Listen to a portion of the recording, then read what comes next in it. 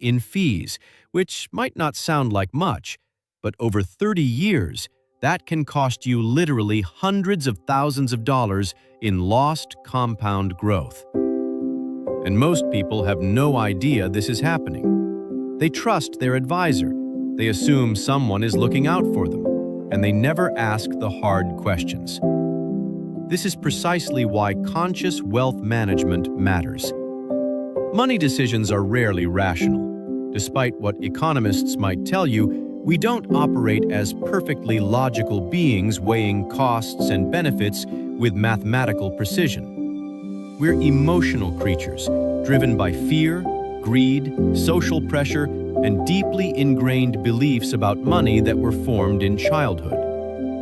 Understanding the psychology behind your money decisions is absolutely critical to managing investments successfully. When the market crashes, logic says, buy low. But fear says, sell everything before it gets worse. Which voice wins? Usually, fear. This is why behavioral finance has become such an important field. Researchers have identified dozens of cognitive biases that consistently lead investors to make poor decisions. Loss aversion, recency bias, confirmation bias, herd mentality, and overconfidence, just to name a few. The conscious investor learns to recognize these patterns in themselves. They develop systems and disciplines that protect them from their own worst impulses. They understand that successful investing isn't about being smarter than everyone else. It's about being smarter than your own emotional reactions. And that requires consciousness, awareness, and honest self-reflection. Let me give it to you straight. Most people fail at investing because they treat it like gambling, not like business. They jump in without a plan, chase hot stocks they heard about on social media, panic sell when things go down, and blame the system when they lose money. They don't do the research. They don't understand what they're buying. They don't have a coherent strategy. And then they wonder why their portfolio looks like a roller coaster that only goes down. The failure isn't in the market. The failure is in the approach. But here's the good news. Investing is a skill, and skills can be learned. Nobody is born knowing how to analyze a balance sheet or evaluate risk-adjusted returns. You learn it, you study it, you practice it. And yes, you'll make mistakes along the way. Every successful investor has. But if you approach investing with consciousness, with discipline, with a commitment to continuous learning, you dramatically increase your odds of success. The question is, are you willing to do the work? Because the rewards for those who do are extraordinary. Here's a distinction that will change how you think about investing. Risk and uncertainty are not the same thing. Risk is something measurable, something you can quantify and plan for. If I flip a coin, there's a 50% risk it lands on heads. That's calculable. Uncertainty, on the other hand, is unmeasurable. It's the unknown unknowns. It's the black swan event you never saw coming. A global pandemic, a sudden geopolitical crisis, a technological disruption that destroys an entire industry overnight. These things aren't just unlikely, they're outside the framework of what we can predict. Most investment models focus exclusively on risk because risk can be measured, modeled, and managed. But uncertainty is what actually causes the biggest problems. The 2008 financial crisis wasn't a risk that people miscalculated. It was an uncertainty that most people didn't see coming at all. The conscious investor understands this distinction. They build portfolios that can handle measured risk through diversification and asset allocation. But they also build in resilience and flexibility to survive uncertainty. They don't just ask, what could go wrong? They ask, what could I not even imagine going wrong? And they prepare accordingly. If you've ever watched your portfolio value drop by 20% in a single month, you know the feeling. your stomach tightens, your sleep suffers. You check your brokerage app obsessively, watching the numbers fall, each refresh bringing a fresh wave of anxiety. Maybe you start questioning everything. Should I sell? Should I have never invested in the first place? What if it keeps dropping? What if I lose everything? This emotional experience is completely normal, and if you've felt it, you're not weak, you're human. But here's what separates successful long-term investors from everyone else. They expect volatility. They know it's coming. They've made peace with the fact that markets go up and down, sometimes dramatically, and that's just part of the process. They've built their investment strategy around their ability to emotionally withstand these swings, not around trying to avoid them entirely. Because here's the truth. If you want market returns, you have to accept market volatility. You can't have one without the other. The conscious investor doesn't try to eliminate fear. They learn to act despite it. Before we go any deeper into investments and risk management, we need to establish something fundamental. You cannot build wealth without a solid personal finance foundation. Period. I don't care how good your investment returns are, if you're overspending, drowning in high-interest debt, and living paycheck to paycheck, you're building a mansion on quicksand. Personal finance is the bedrock. It's the foundation. It's the unglamorous, unsexy work that makes everything else possible. This foundation consists of a few critical elements: spending less than you earn, maintaining an emergency fund, eliminating high-interest debt, having adequate insurance, and creating systems that automate good financial behavior. These aren't optional. These aren't nice-to-haves. These are absolute requirements. And yet, study after study shows that the majority of people haven't mastered these basics. They're trying to pick winning stocks while carrying credit card debt at 22% interest. It's like trying to win a race while carrying a backpack full of rocks. First, drop the rocks. Then we can talk about winning. Let's talk about budgeting, but let's throw out everything you think you know. Most people hear budget and immediately think of restriction, deprivation, and joyless tracking of every single penny. No wonder nobody sticks with it. But a conscious budget isn't about restriction, it's about intention. It's about directing your money toward the things you actually care about and eliminating the unconscious spending that drains your resources without adding value to your life. Here's the framework I want you to adopt: values-based budgeting.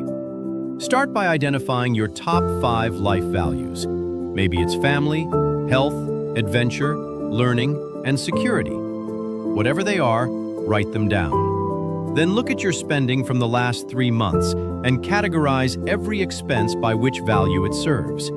You'll be shocked. You'll discover you're spending hundreds of dollars monthly on things that don't connect to any of your values. Subscriptions you forgot about, impulse purchases, keeping up with people you don't even like. When you align your spending with your values, budgeting stops feeling like sacrifice. It starts feeling like freedom. If I could mandate one financial behavior for every human being, it would be this: build an emergency fund. Not eventually, not when things calm down, not after you treat yourself to that vacation. Now. An emergency fund is 3 to 6 months of essential living expenses sitting in a boring, accessible savings account. It's not for investments, it's not for opportunities, it's not for that thing that you really want and you'll definitely pay yourself back for. It's for emergencies. Period. Here's why this matters so much. Life is uncertain. You will face unexpected expenses. Your car will break down. Your roof will leak. You or someone you love will face a medical issue. You might lose your job. These aren't pessimistic predictions. They're statistical certainties over a long enough timeline. The emergency fund is what allows you to handle these situations without destroying your financial life. Without it, every emergency becomes a crisis that forces you into debt, derails your goals, and keeps you trapped in financial stress. With it, Emergencies are just inconveniences. This is non-negotiable. Build the fund. Debt is one of the most powerful forces in personal finance, and it works in both directions. Productive debt, like a reasonable mortgage on an appreciating asset or student loans that genuinely increased your earning power, can be a tool for building wealth. But consumer debt, especially high-interest credit card debt, is an invisible chain that keeps people in financial bondage, often for decades. Every dollar you owe is a dollar that's working against you instead of for you, generating interest charges that enrich lenders while impoverishing you. The statistics are heartbreaking. The average American household with credit card debt owes over $15,000, and at typical interest rates, they'll pay thousands in interest annually just to stay in place. Think about that. Thousands of dollars every year going to interest payments instead of building wealth, securing retirement, or creating opportunities. And the psychological burden is just as heavy as the financial one. The constant stress, the shame, the feeling of being trapped. If you're in this situation, I want you to hear this clearly. You are not broken. The system is designed to keep you here, but you can escape. And we're going to talk about exactly how. When it comes to paying off debt, there are two primary strategies, and they're both effective for different reasons. The avalanche method says you should pay off the highest interest debt first while making minimum payments on everything else. Mathematically, this is optimal. You'll pay less interest overall and become debt-free faster. The snowball method, popularized by financial educator Dave Ramsey, says you should pay off the smallest debt first, regardless of interest rate, then roll that payment into the next smallest debt, creating momentum. So which one is better? It depends on you. If you're highly disciplined and motivated by mathematical optimization, the avalanche method will save you more money. But if you need psychological wins to stay motivated, and there's no shame in that, most people do, the snowball method might be more effective because it gives you quick victories that build momentum and confidence. The conscious approach is to know yourself honestly. Which method will you actually stick with? Because the best debt payoff strategy isn't the one that's theoretically optimal. It's the one you'll actually execute. Choose wisely. Your credit score is essentially your financial reputation score. It's a 3-digit number, typically ranging from 300 to 850, that summarizes how reliably you've handled borrowed money in the past. Lenders use this score to decide whether to give you credit and what interest rate to charge. A high score can save you tens of thousands of dollars over your lifetime through lower interest rates on mortgages, car loans, and other credit. A low score can lock you out of opportunities or force you to pay premium rates that make everything more expensive. Your credit score is determined by 5 main factors: payment history, 35%, amounts owed, 30%, length of credit history, 15%, new credit, 10%, and credit mix, 10%. The most important thing you can do for your credit score is simple. Pay every bill on time, every time. Set up automatic payments if you need to. Never, ever miss a payment. Beyond that, keep your credit utilization low, ideally below 30% of your available credit limits. Don't close old credit cards even if you're not using them because they help your length of credit history. And don't apply for new credit unless you actually need it. These basics will get you into the excellent credit range if you apply them consistently. Nobody gets excited about insurance. It's not sexy. It doesn't feel productive. You're literally paying for something you hope you never use. But insurance is one of the most important components of a sound financial plan because it protects you from catastrophic losses that could destroy everything you've built. The conscious wealth builder understands that insurance isn't an expense. It's a risk management tool. It's paying a small... Welcome to the Conscious Wealth, where we don't just talk about money, we talk about the relationship between your mind, your decisions, and your financial destiny. I'm thrilled you're here because this journey we're about to embark on together is going to fundamentally transform how you think about wealth, risk, and the power you have to shape your financial future. This isn't just another finance show filled with jargon and tips you'll forget by tomorrow. This is about consciousness. This is about awakening to the reality that your financial life is a direct reflection of your awareness, your discipline, and your willingness to face uncomfortable truths. Over the next 100 chapters, we're going to dive deep, deeper than you've ever gone before, into the mechanics of investment management, the psychological landscape of risk and uncertainty, and the foundational principles of personal finance that every single person needs to master.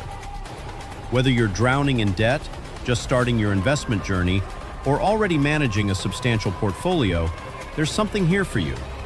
The question isn't whether you need this information. The question is, are you ready to change? Let's begin.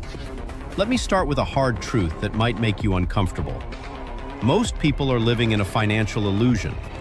They believe that having a job, a paycheck, and maybe some savings in the bank equals security. But security is not the same as stability, and stability is not the same as wealth. The modern financial system has created a comfortable middle ground where people feel just safe enough not to ask the hard questions, but not empowered enough to actually build lasting prosperity. This illusion keeps millions of people trapped in a cycle of earning, spending, and hoping that somehow, someday, things will magically get better. The conscious approach to wealth begins with shattering this illusion. It requires you to look at your bank account, your debt, your spending habits, and your investment strategy, or lack thereof, with complete honesty. No excuses, no justifications, just raw truth. Because only when you see your financial reality clearly can you begin to change it. The vast majority of financial problems don't stem from not making enough money. They stem from not being conscious about the money you have. And that ends today. When most people hear investment management, they picture Wall Street traders yelling into phones or sophisticated algorithms making split-second decisions.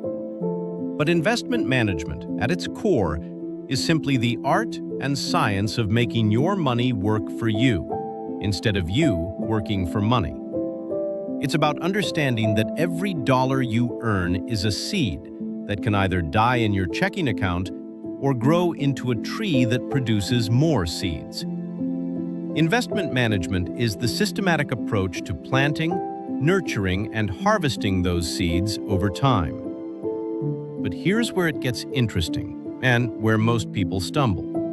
Investment management isn't just about picking the right stocks or funds. It's about aligning your investments with your values, your timeline, your risk tolerance, and your ultimate life goals. It's about creating a portfolio that reflects who you are and where you want to go. Too many people outsource this entirely to advisors without understanding the fundamental principles, and then they're shocked when things don't go as planned. Investment management is personal, it's conscious, and it starts with education. Let's talk about the elephant in the room. The traditional investment management industry has some serious problems. For decades, the model has been built on opacity, high fees, and conflicts of interest that most investors don't even know exist.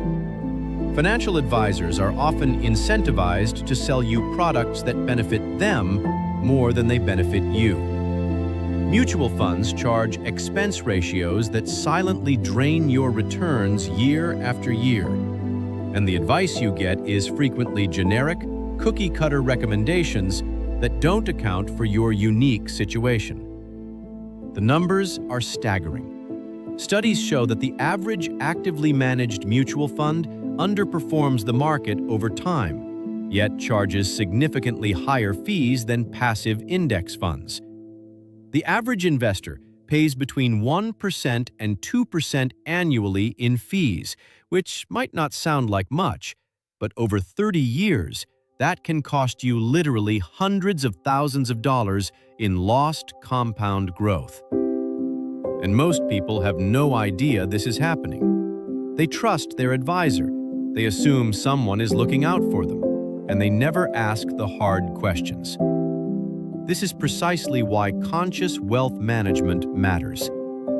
Money decisions are rarely rational. Despite what economists might tell you, we don't operate as perfectly logical beings weighing costs and benefits with mathematical precision. We're emotional creatures, driven by fear, greed, social pressure, and deeply ingrained beliefs about money that were formed in childhood.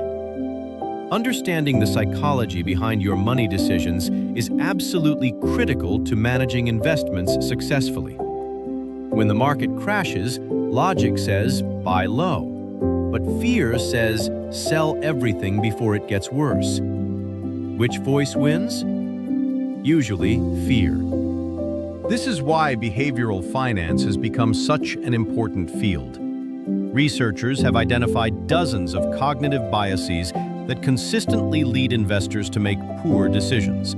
Loss aversion, recency bias, confirmation bias, herd mentality, and overconfidence, just to name a few. The conscious investor learns to recognize these patterns in themselves. They develop systems and disciplines that protect them from their own worst impulses. They understand that successful investing isn't about being smarter than everyone else. It's about being smarter than your own emotional reactions. And that requires consciousness, awareness, and honest self-reflection. Let me give it to you straight. Most people fail at investing because they treat it like gambling, not like business. They jump in without a plan, chase hot stocks they heard about on social media, panic sell when things go down, and blame the system when they lose money. They don't do the research. They don't understand what they're buying. They don't have a coherent strategy. And then they wonder why their portfolio looks like a roller coaster that only goes down. The failure isn't in the market. The failure is in the approach. But here's the good news. Investing is a skill, and skills can be learned. Nobody is born knowing how to analyze a balance sheet or evaluate risk-adjusted returns. You learn it, you study it, you practice it. And yes, you'll make mistakes along the way. Every successful investor has. But if you approach investing with consciousness, with discipline, with a commitment to continuous learning, you dramatically increase your odds of success. The question is, are you willing to do the work? Because the rewards for those who do are extraordinary. Here's a distinction that will change how you think about investing. Risk and uncertainty are not the same thing. Risk is something measurable, something you can quantify and plan for. If I flip a coin, there's a 50% risk it lands on heads. That's calculable. Uncertainty, on the other hand, is unmeasurable. It's the unknown unknowns. It's the black swan event you never saw coming. A global pandemic, a sudden geopolitical crisis, a technological disruption that destroys an entire industry overnight. These things aren't just unlikely. They're outside the framework of what we can predict. Most investment models focus exclusively on risk because risk can be measured, modeled, and managed. But uncertainty is what actually causes the biggest problems. The 2008 financial crisis wasn't a risk that people miscalculated. It was an uncertainty that most people didn't see coming at all. The conscious investor understands this distinction. They build portfolios that can handle measured risk through diversification and asset allocation. But they also build in resilience and flexibility to survive uncertainty. They don't just ask, what could go wrong? They ask, what could I not even imagine going wrong? And they prepare accordingly. If you've ever watched your portfolio value drop by 20% in a single month, you know the feeling. Your stomach tightens, your sleep suffers. You check your brokerage app obsessively, watching the numbers fall, each refresh bringing a fresh wave of anxiety. Maybe you start questioning everything. Should I sell? Should I have never invested in the first place? What if it keeps dropping? What if I lose everything? This emotional experience is completely normal, and if you've felt it, you're not weak, you're human. But here's what separates successful long-term investors from everyone else. They expect volatility. They know it's coming. They've made peace with the fact that markets go up and down, sometimes dramatically, and that's just part of the process. They've built their investment strategy around their ability to emotionally withstand these swings, not around trying to avoid them entirely. Because here's the truth. If you want market returns, you have to accept market volatility. You can't have one without the other. The conscious investor doesn't try to eliminate fear. They learn to act despite it. Before we go any deeper into investments and risk management, we need to establish something fundamental. You cannot build wealth without a solid personal finance foundation. Period. I don't care how good your investment returns are, if you're overspending, drowning in high-interest debt, and living paycheck to paycheck, you're building a mansion on quicksand. Personal finance is the bedrock. It's the foundation. It's the unglamorous, unsexy work that makes everything else possible.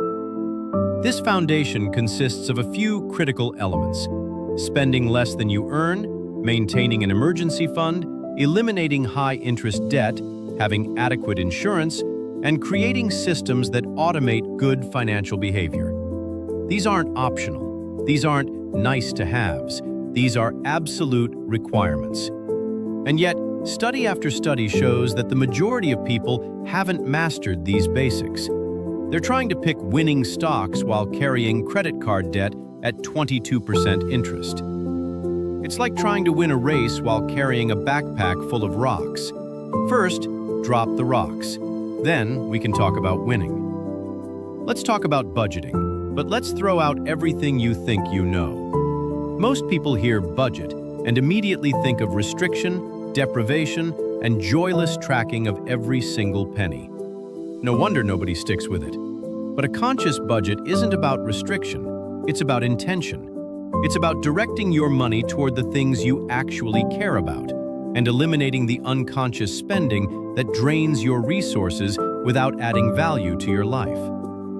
Here's the framework I want you to adopt: values-based budgeting. Start by identifying your top 5 life values. Maybe it's family, health, adventure, learning, and security. Whatever they are, write them down. Then look at your spending from the last 3 months and categorize every expense by which value it serves. You'll be shocked. You'll discover you're spending hundreds of dollars monthly on things that don't connect to any of your values. Subscriptions you forgot about, impulse purchases, keeping up with people you don't even like. When you align your spending with your values, budgeting stops feeling like sacrifice. It starts feeling like freedom. If I could mandate one financial behavior for every human being, it would be this: build an emergency fund. Not eventually, not when things calm down, not after you treat yourself to that vacation. Now. An emergency fund is 3 to 6 months of essential living expenses sitting in a boring, accessible savings account. It's not for investments, it's not for opportunities, it's not for that thing that you really want and you'll definitely pay yourself back for. It's for emergencies. Period. Here's why this matters so much. Life is uncertain. You will face unexpected expenses. Your car will break down. Your roof will leak. You or someone you love will face a medical issue. You might lose your job. These aren't pessimistic predictions. They're statistical certainties over a long enough timeline. The emergency fund is what allows you to handle these situations without destroying your financial life. Without it, every emergency becomes a crisis that forces you into debt, derails your goals, and keeps you trapped in financial stress. With it, emergencies are just inconveniences. This is non-negotiable. Build the fund. Debt is one of the most powerful forces in personal finance, and it works in both directions. Productive debt, like a reasonable mortgage on an appreciating asset or student loans that genuinely increased your earning power, can be a tool for building wealth. But consumer debt, especially high-interest credit card debt, is an invisible chain that keeps people in financial bondage, often for decades. Every dollar you owe is a dollar that's working against you instead of for you, generating interest charges that enrich lenders while impoverishing you. The statistics are heartbreaking. The average American household with credit card debt owes over $15,000, and at typical interest rates, they'll pay thousands in interest annually just to stay in place. Think about that. Thousands of dollars every year going to interest payments instead of building wealth, securing retirement, or creating opportunities. And the psychological burden is just as heavy as the financial one. The constant stress, the shame, the feeling of being trapped. If you're in this situation, I want you to hear this clearly. You are not broken. The system is designed to keep you here, but you can escape. And we're going to talk about exactly how. When it comes to paying off debt, there are two primary strategies, and they're both effective for different reasons. The avalanche method says you should pay off the highest interest debt first while making minimum payments on everything else. Mathematically, this is optimal. You'll pay less interest overall and become debt-free faster. The snowball method, popularized by financial educator Dave Ramsey, says you should pay off the smallest debt first, regardless of interest rate, then roll that payment into the next smallest debt, creating momentum. So which one is better? It depends on you. If you're highly disciplined and motivated by mathematical optimization, the avalanche method will save you more money. But if you need psychological wins to stay motivated, and there's no shame in that, most people do, the snowball method might be more effective because it gives you quick victories that build momentum and confidence. The conscious approach is to know yourself honestly. Which method will you actually stick with? Because the best debt payoff strategy isn't the one that's theoretically optimal. It's the one you'll actually execute. Choose wisely. Your credit score is essentially your financial reputation score. It's a 3-digit number, typically ranging from 300 to 850, that summarizes how reliably you've handled borrowed money in the past. Lenders use this score to decide whether to give you credit and what interest rate to charge. A high score can save you tens of thousands of dollars over your lifetime through lower interest rates on mortgages, car loans, and other credit. A low score can lock you out of opportunities or force you to pay premium rates that make everything more expensive. Your credit score is determined by 5 main factors: payment history, 35%, amounts owed, 30%, length of credit history, 15%, new credit, 10%, and credit mix, 10%. The most important thing you can do for your credit score is simple. Pay every bill on time, every time. Set up automatic payments if you need to. Never, ever miss a payment. Beyond that, keep your credit utilization low, ideally below 30% of your available credit limits. Don't close old credit cards even if you're not using them because they help your length of credit history. And don't apply for new credit unless you actually need it. These basics will get you into the excellent credit range if you apply them consistently. Nobody gets excited about insurance. It's not sexy. It doesn't feel productive. You're literally paying for something you hope you never use. But insurance is one of the most important components of a sound financial plan because it protects you from catastrophic losses that could destroy everything you've built. The conscious wealth builder understands that insurance isn't an expense. It's a risk management tool. It's paying a small, predictable cost to avoid a massive, unpredictable disaster.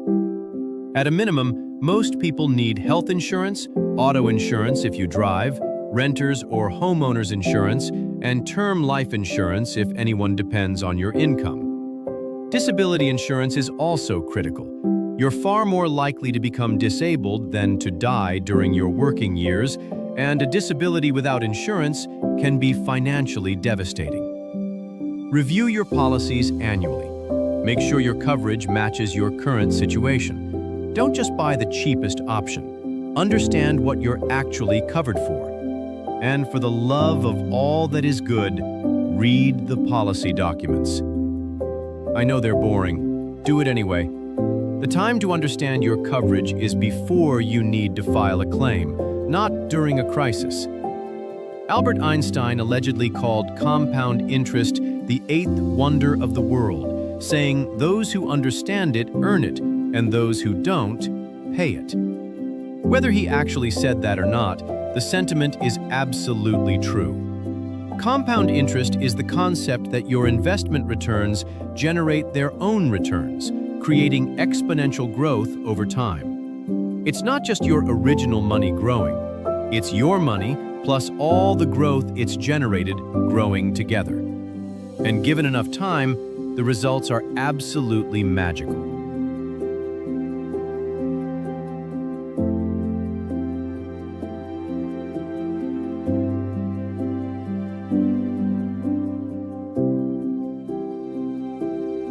Investment fees are termites. They're small, easy to ignore, and they silently destroy the structure of your wealth over time. A 1% annual fee might sound insignificant, but let's do the math.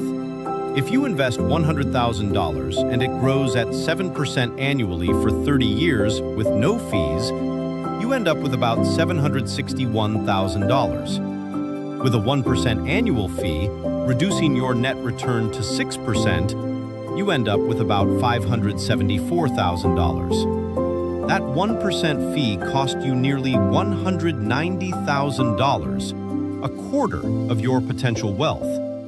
And many people are paying 1.5% or 2% in combined fees without even realizing it. This is why the shift from actively managed mutual funds to low-cost index funds has been so revolutionary for ordinary investors. You can now invest in broad market index funds for expense ratios of 0.03% or 0.04%, essentially free. Why would you pay 1% when you can pay 0.03%? The only reason is ignorance or inertia. The conscious investor ruthlessly minimizes fees. They read the expense ratio disclosures. They avoid load funds. They question why their advisor is charging 1.5% annually for mediocre performance. Every basis point of fees you eliminate is a basis point of returns you keep. Over a lifetime, this is the difference between a comfortable retirement and a wealthy one. Pay attention to fees. It matters enormously. Here's something most people don't know. Not all financial advisors are legally required to act in your best interest.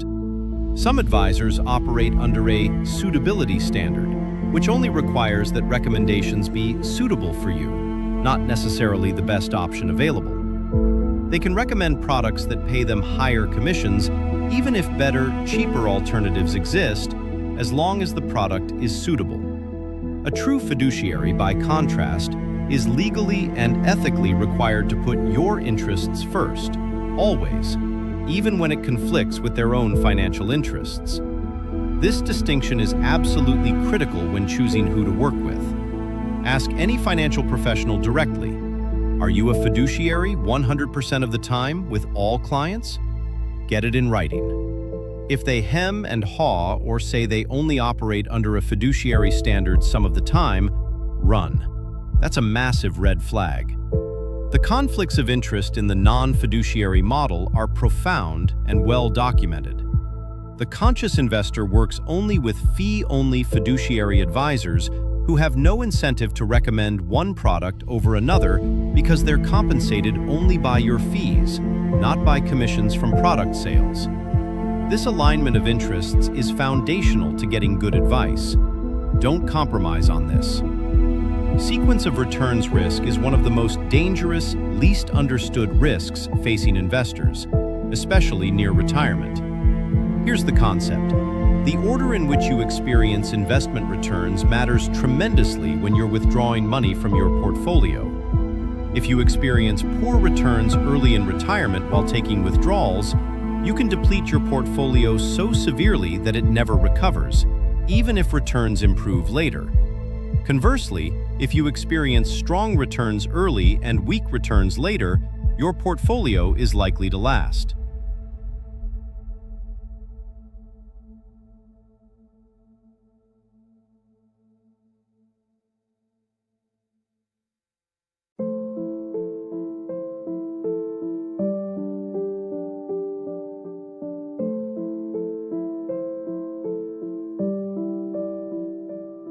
Beyond employer-sponsored plans, individual retirement accounts, IRAs, are powerful tools for building retirement wealth.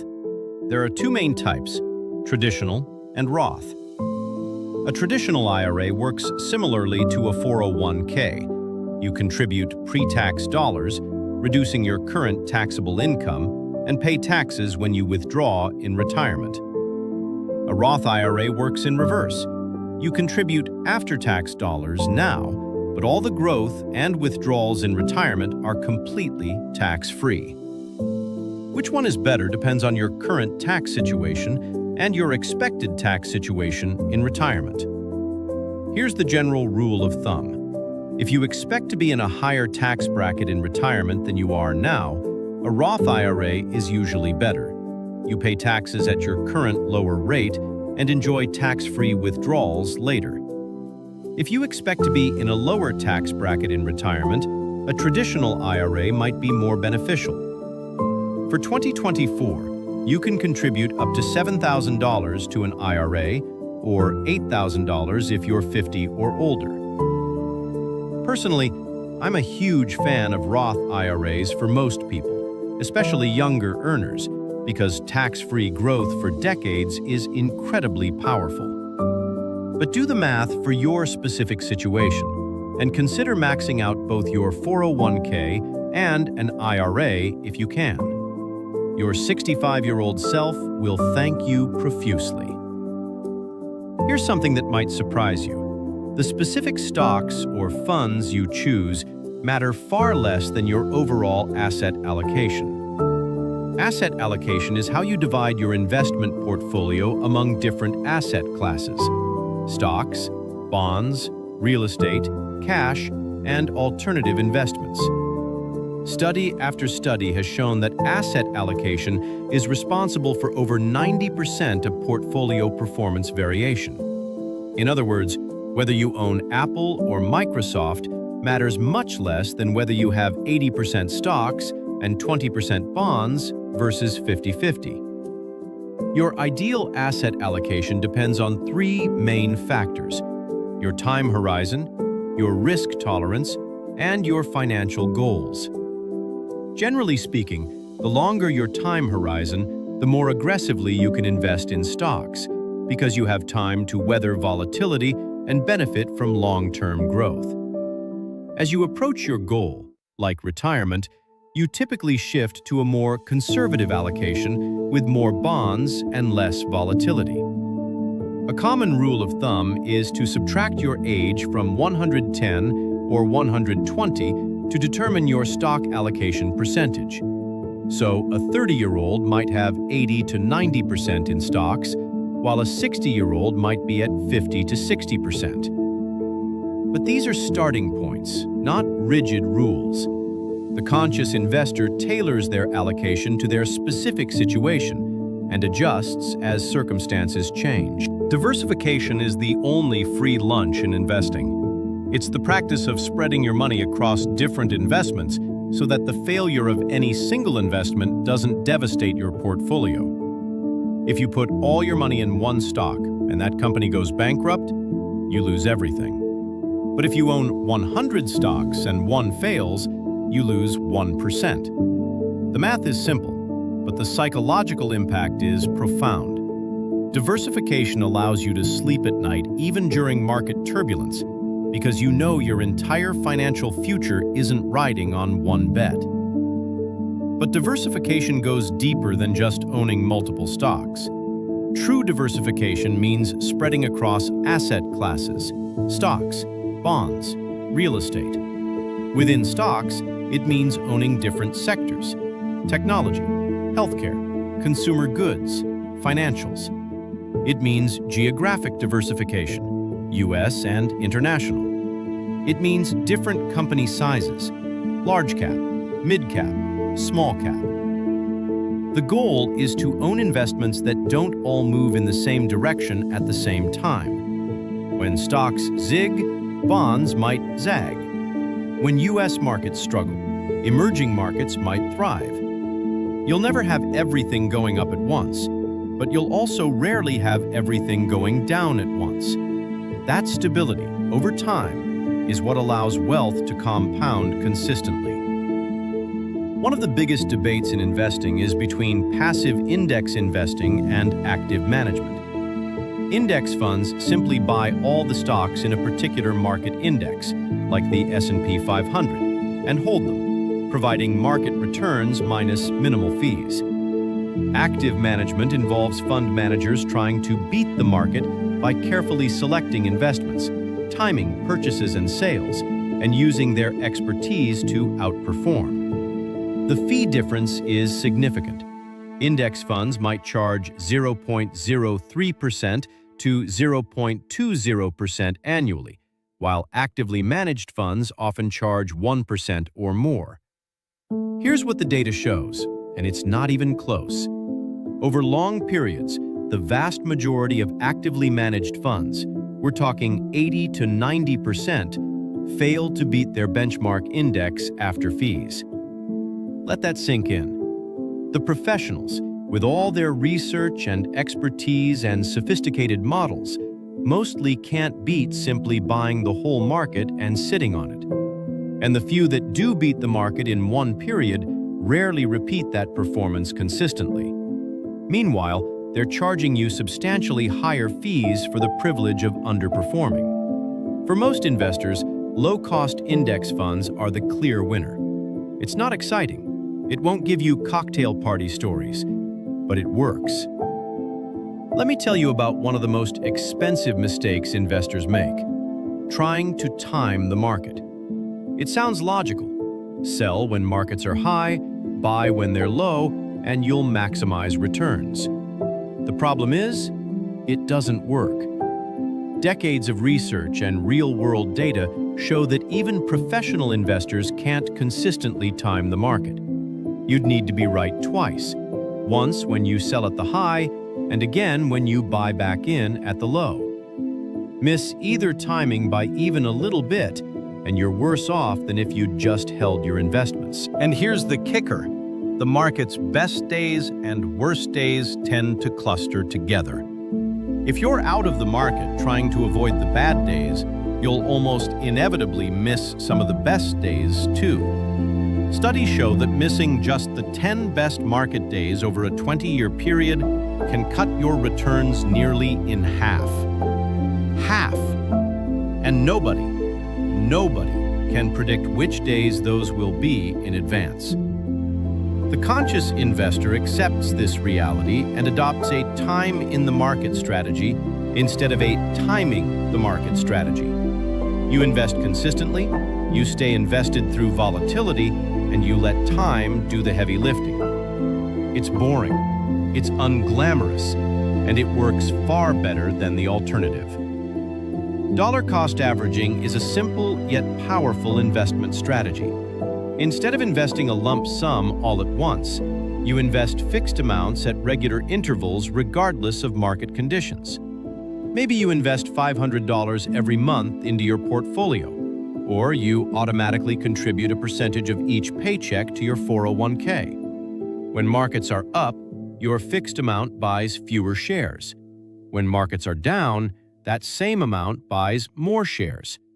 Over time, this averages out your purchase price and removes emotion from the equation. The beauty of dollar-cost averaging isn't just mathematical, though the math works beautifully. It's psychological. It removes the paralysis of, "Is now a good time to invest?" Because you're always investing, the question becomes irrelevant. You never have to predict the future or worry that you invested right before a crash. And here's a bonus. If the market does crash after you've been investing, you should actually be excited because your ongoing contributions are buying shares at discount prices. This mindset shift, from fearing market drops to recognizing them as buying opportunities, is a hallmark of the conscious investor. Automate your contributions. Make investing a habit, not a decision, and watch your wealth grow regardless of market drama. When you buy a stock, you're not just buying a ticker symbol or a number on a screen. You're buying an ownership stake in an actual business. If you own Apple stock, you own a tiny slice of Apple. You're a shareholder, which means you have a claim on the company's assets and earnings. When Apple makes money, a portion of that profit belongs to you. When Apple grows in value, your shares grow in value. This fundamental understanding changes how you think about stock investing. It's not gambling or speculation. It's business ownership. Companies issue stock to raise capital for growth, expansion, research, and operations. In return for your investment, you get potential appreciation if the company succeeds and, in some cases, dividends, regular cash payments from company profits.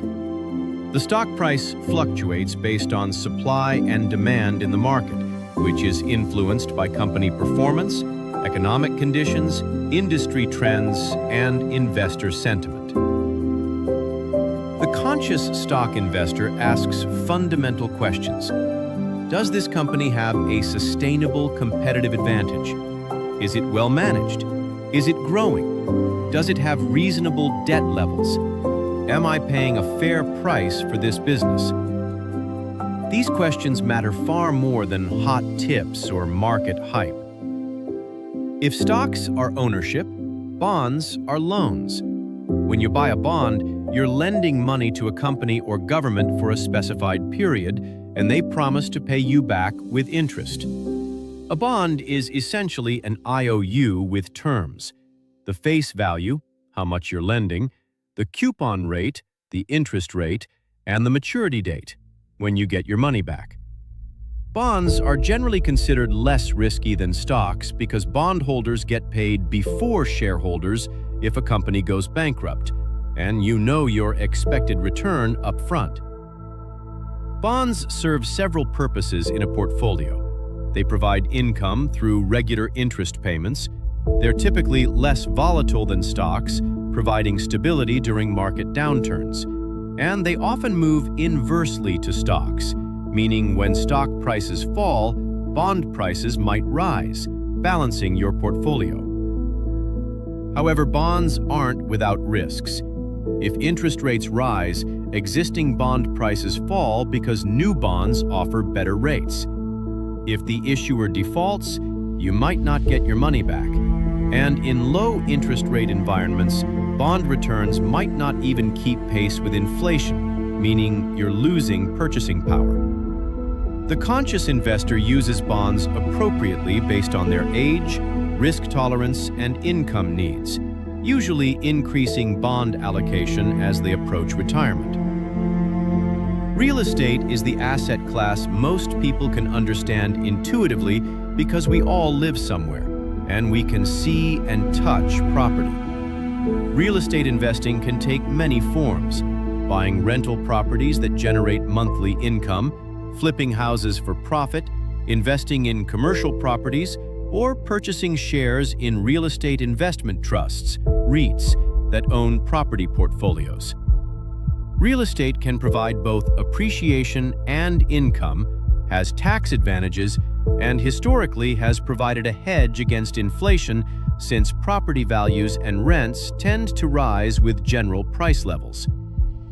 However, direct real estate investment requires significant capital, ongoing management, and isn't liquid. You can't sell half of a house quickly if you need cash.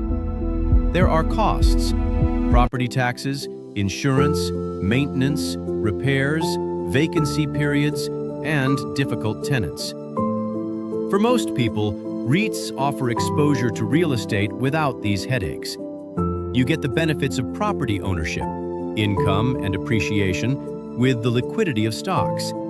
You can buy and sell REIT shares on the stock exchange just like any other stock. The conscious real estate investor understands that not all real estate is a good investment. Location matters. Economic conditions matter. Valuation matters.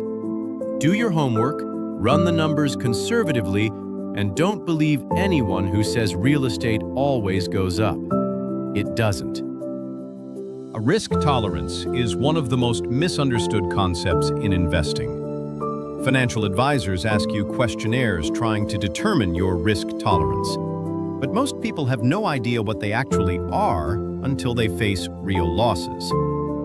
It's easy to say you're aggressive and comfortable with volatility when markets are climbing steadily upward. It's a very different experience when your portfolio drops 30% in 3 months and you're wondering if it will ever recover. That's when you discover your true risk tolerance. Risk tolerance has 2 components: your ability to take risk and your willingness to take risk. Ability is objective, based on your age, income, expenses, financial goals, and time horizon. If you're 25 with a stable career and no dependents, you have high ability to take risk because you have decades to recover from losses. Willingness is subjective, it's psychological. Some people lie awake at night if their portfolio drops 5%. Others can watch it drop 40% and not break a sweat. The conscious investor is brutally honest about both. There's no virtue in taking more risk than you can emotionally handle. You'll panic sell at the worst time and sabotage your returns. Build a portfolio you can stick with through the inevitable downturns. That alignment between strategy and psychology is what enables long-term success. Humans are social creatures. We evolved to follow the group because for most of history, being cast out from the tribe meant death. This instinct serves us well in many areas of life, but in investing, it's often disastrous. Herd mentality drives bubbles and crashes. When everyone around you is making easy money in cryptocurrency or meme stocks, the fear of missing out becomes overwhelming. You jump in because you don't want to be left behind, even though prices have already climbed to unsustainable levels. Then the bubble pops, and everyone rushes for the exit simultaneously, causing a crash. This pattern repeats endlessly throughout financial history. The Dutch tulip mania, the dot-com bubble, the housing crisis, GameStop mania. The details change, but the psychology remains identical. The crowd is usually wrong at extremes. When your hairdresser and your Uber driver are giving you stock tips and everyone is euphoric about easy money, that's probably near a top. When everyone is terrified and convinced the world is ending and stocks are collapsing, that's probably near a bottom. The conscious investor trains themselves to recognize this pattern and maintain discipline. When others are greedy, be cautious. When others are fearful, be bold. It's intellectually simple but emotionally difficult. That's why most people fail at it. Recency bias is the cognitive tendency to place more weight on recent events than on historical data. If the stock market has been going up for the past year, recency bias makes you believe it will keep going up forever. If it's been dropping for 6 months, recency bias convinces you it will keep falling indefinitely. Your brain essentially assumes the recent past is the new normal and extrapolates that trend into the future. This is one of the most damaging biases in investing because financial markets are cyclical, not linear. Think about 2008. After years of housing prices climbing, people couldn't imagine they would ever fall. Real estate always goes up became conventional wisdom. Until it didn't. Millions of people made catastrophic financial decisions based on recency bias. The same thing happened with technology stocks in 2000. After years of explosive gains, people assumed tech stocks couldn't lose. Then the Nasdaq dropped 80%. The conscious investor combats recency bias by studying financial history, understanding that cycles exist, and maintaining perspective. Markets go up and down. Economic expansions are followed by recessions. Bull markets end. Bear markets end. Nothing lasts forever, good or bad. When you anchor to long-term data rather than recent experience, you make better decisions. Psychologists have discovered that humans feel the pain of a loss roughly twice as intensely as the pleasure of an equivalent gain. Losing $100 hurts more than finding $100 feels good. This is called loss aversion, and it's hardwired into our psychology. From an evolutionary standpoint, this made sense. In a survival environment, losses could be life-threatening, while gains were just nice bonuses. But in investing, loss aversion causes serious problems because it makes investors irrationally risk-averse and leads to poor decisions. Loss aversion is why people hold losing investments too long. They can't bear to realize the loss and make it real. It's why they sell winning investments too quickly. They want to lock in gains before they disappear. It's why market downturns cause panic selling, even though intellectually people know they should hold or buy more.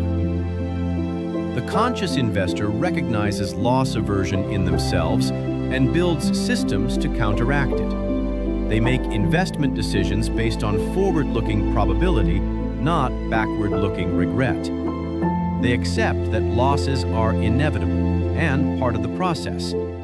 They train themselves to view portfolio declines not as losses, but as temporary volatility, or even as opportunities. This psychological reframing is advanced work, but it's what separates successful investors from everyone else. Study after study confirms that most people overestimate their knowledge, abilities, and predictions. Surveys show that 80% of drivers think they're above average, which is statistically impossible. The same overconfidence appears in investing. People believe they can pick winning stocks better than they actually can.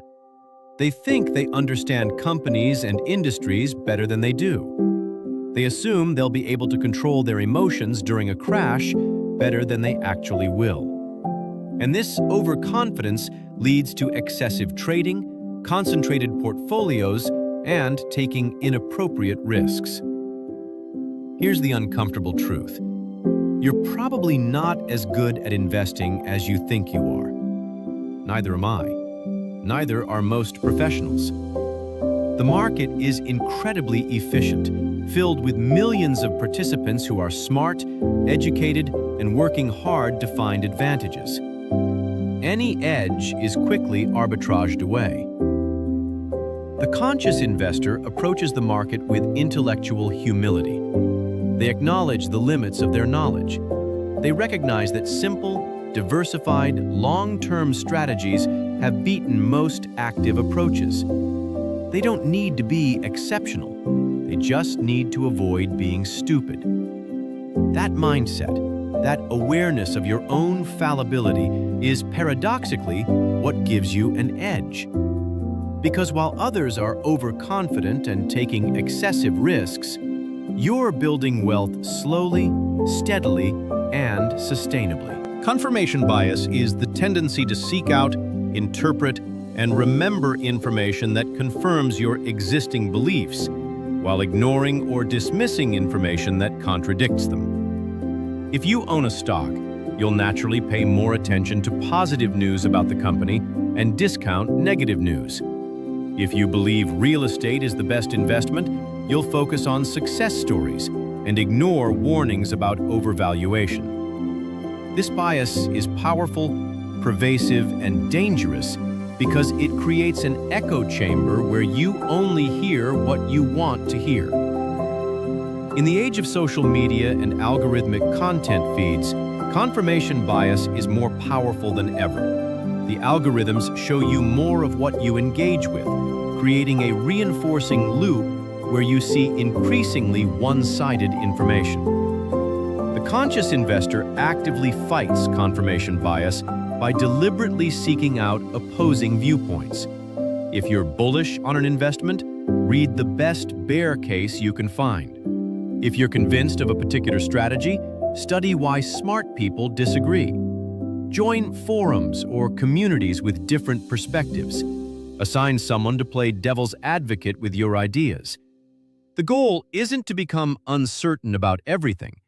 It's to test your thinking against the best counter-arguments and either strengthen your conviction or change your mind. Both outcomes are valuable.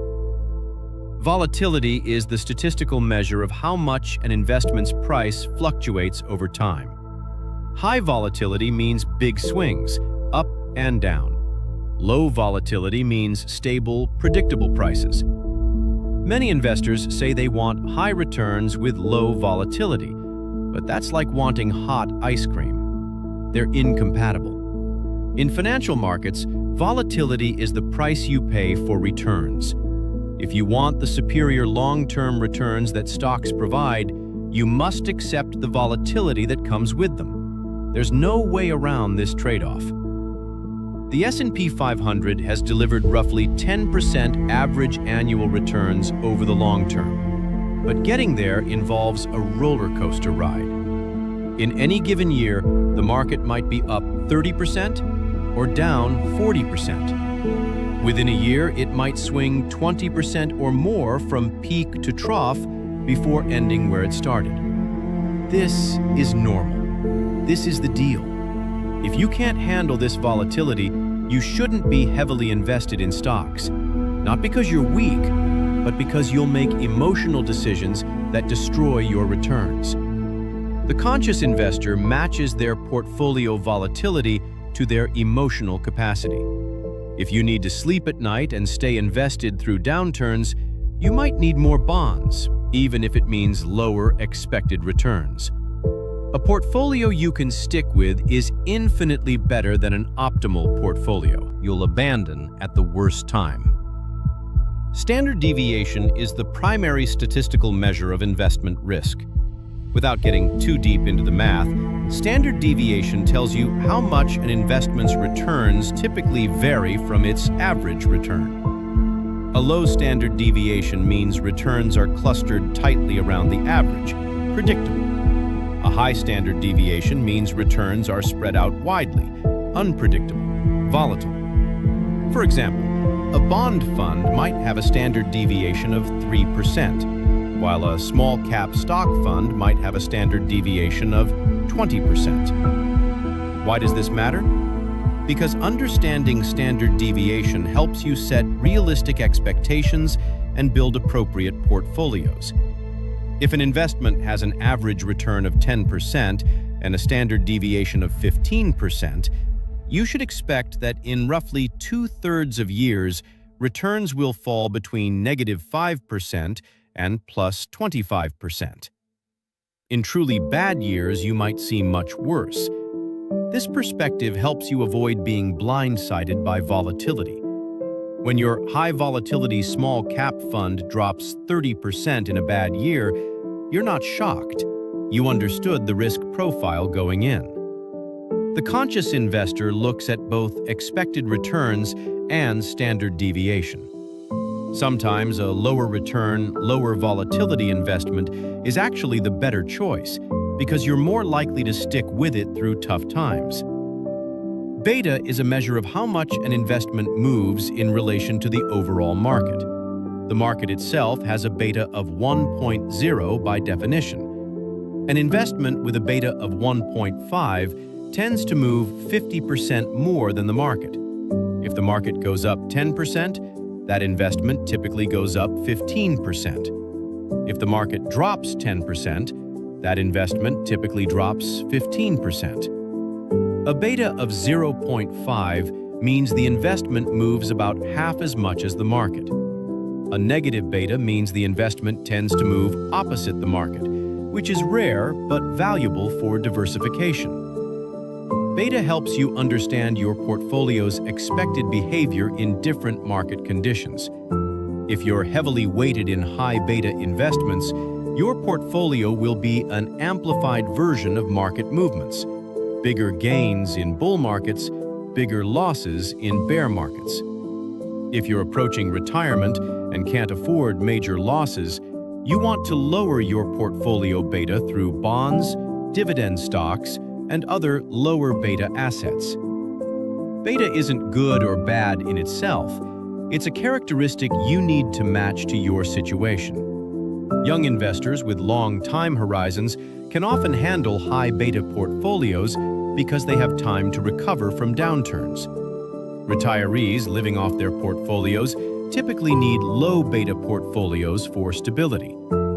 Know your investment's betas and build a portfolio with appropriate overall beta for your needs. The Sharpe ratio is one of the most useful measures in investing because it tells you how much return you're getting per unit of risk taken. It's calculated by taking an investment's return above the risk-free rate and dividing by its standard deviation. The higher the Sharpe ratio, the better the risk-adjusted performance. An investment with 12% returns and high volatility might have a worse Sharpe ratio than an investment with 8% returns and low volatility, meaning the second investment is actually more efficient, delivering better returns relative to the risk involved. Why does this matter more than just looking at returns? Because raw returns don't tell the full story. Anyone can achieve high returns by taking enormous risks. The question is whether those returns are adequate compensation for the risk. A portfolio with a 15% return and a Sharpe ratio of 0.5 is probably worse than a portfolio with a 10% return and a Sharpe ratio of 1.2, because the second portfolio is delivering returns much more efficiently and consistently. The conscious investor evaluates investments on a risk-adjusted basis. They're not chasing the highest returns, they're seeking the best returns per unit of risk. This mindset leads to more sustainable, less stressful investing that still delivers excellent long-term results. Maximum drawdown is the largest peak-to-trough decline an investment has experienced. If a stock goes from $100 to $30 before recovering, its maximum drawdown is 70%. This metric is critical because it tells you the worst-case scenario you need to be psychologically and financially prepared for. It's one thing to know that stocks are volatile. It's another thing to see that your particular investment strategy has historically suffered a 55% maximum drawdown and ask yourself honestly, could I handle watching half my money disappear without panicking? Most investors dramatically underestimate the drawdowns they'll experience and overestimate their ability to stay calm during them. This is why studying historical maximum drawdowns for your investment approach is so important. If you're 100% in stocks, understand that at some point, probably multiple times during your investing lifetime, you'll likely face a 40 to 50% drawdown or worse. That's not pessimism, that's history. The conscious investor uses maximum drawdown analysis to reality test their strategy. They ask, if my portfolio dropped by this amount, Would I sell in panic, or could I hold steady or even buy more? If the honest answer is that you'd panic, your portfolio is too aggressive for your psychological makeup. Adjust now, while you're calm, not later during a crisis. Correlation measures how two investments move in relation to each other, ranging from +1 to -1. A correlation of +1 means they move in perfect lockstep. When one goes up, the other goes up by a proportional amount. A correlation of -1 means they move in perfect opposition. When one goes up, the other goes down. A correlation of 0 means their movements are completely independent. Understanding correlation is essential for building truly diversified portfolios, because owning 20 investments that are highly correlated with each other isn't diversification. It's concentration in disguise. This is where many investors go wrong. They own 10 different US technology stocks and think they're diversified because they have 10 holdings. But if those stocks have a correlation of 0.85 with each other, they'll largely move together.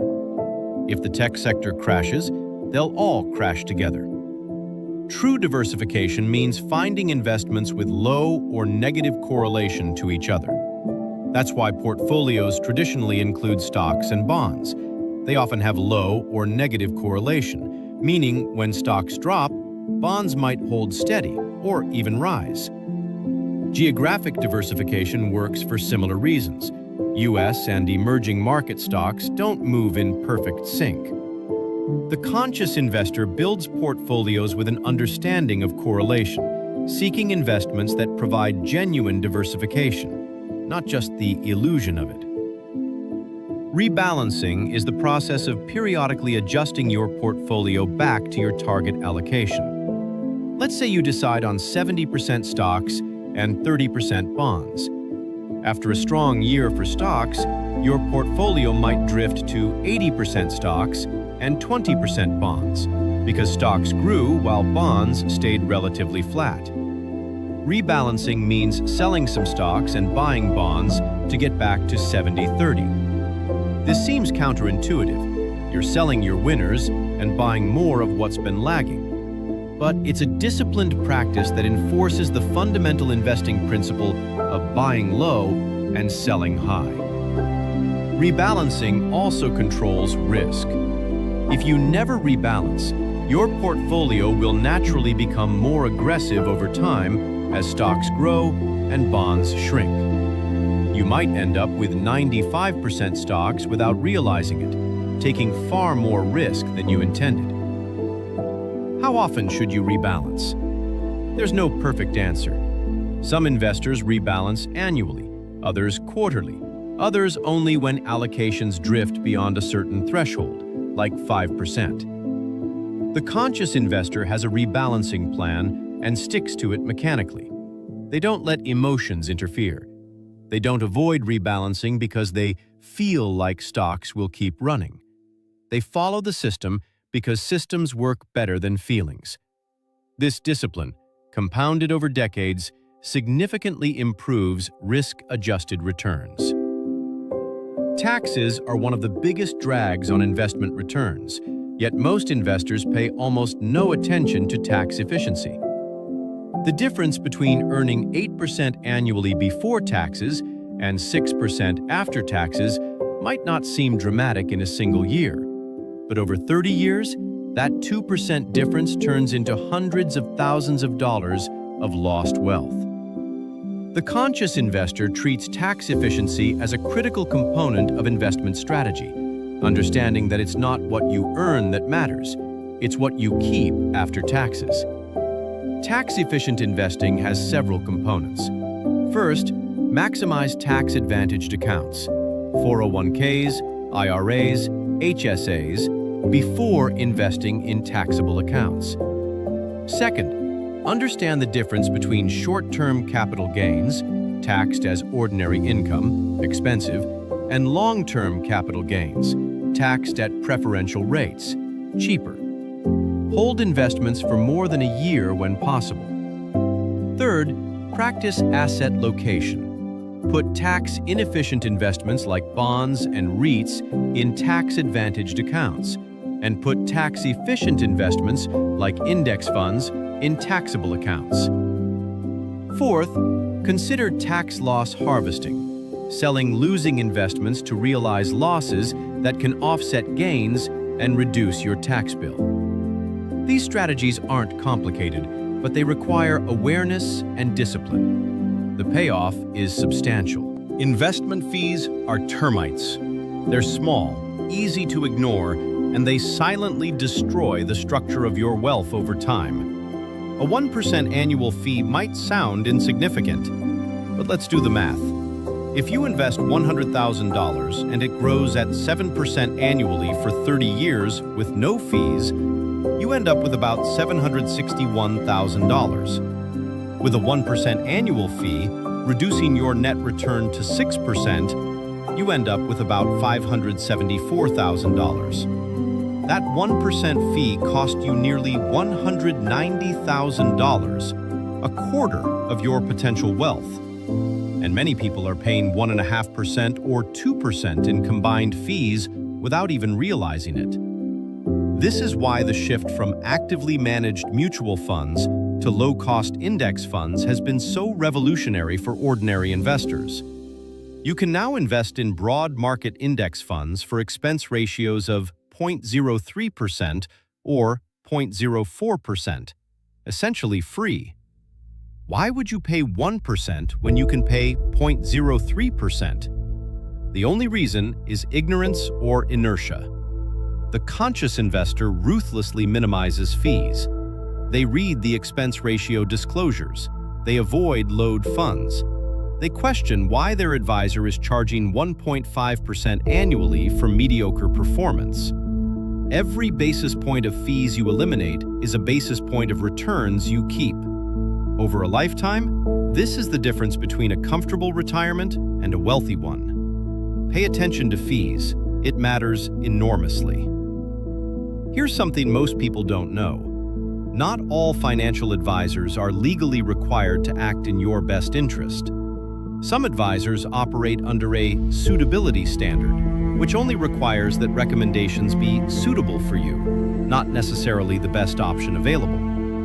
They can recommend products that pay them higher commissions, even if better, cheaper alternatives exist, as long as the product is suitable.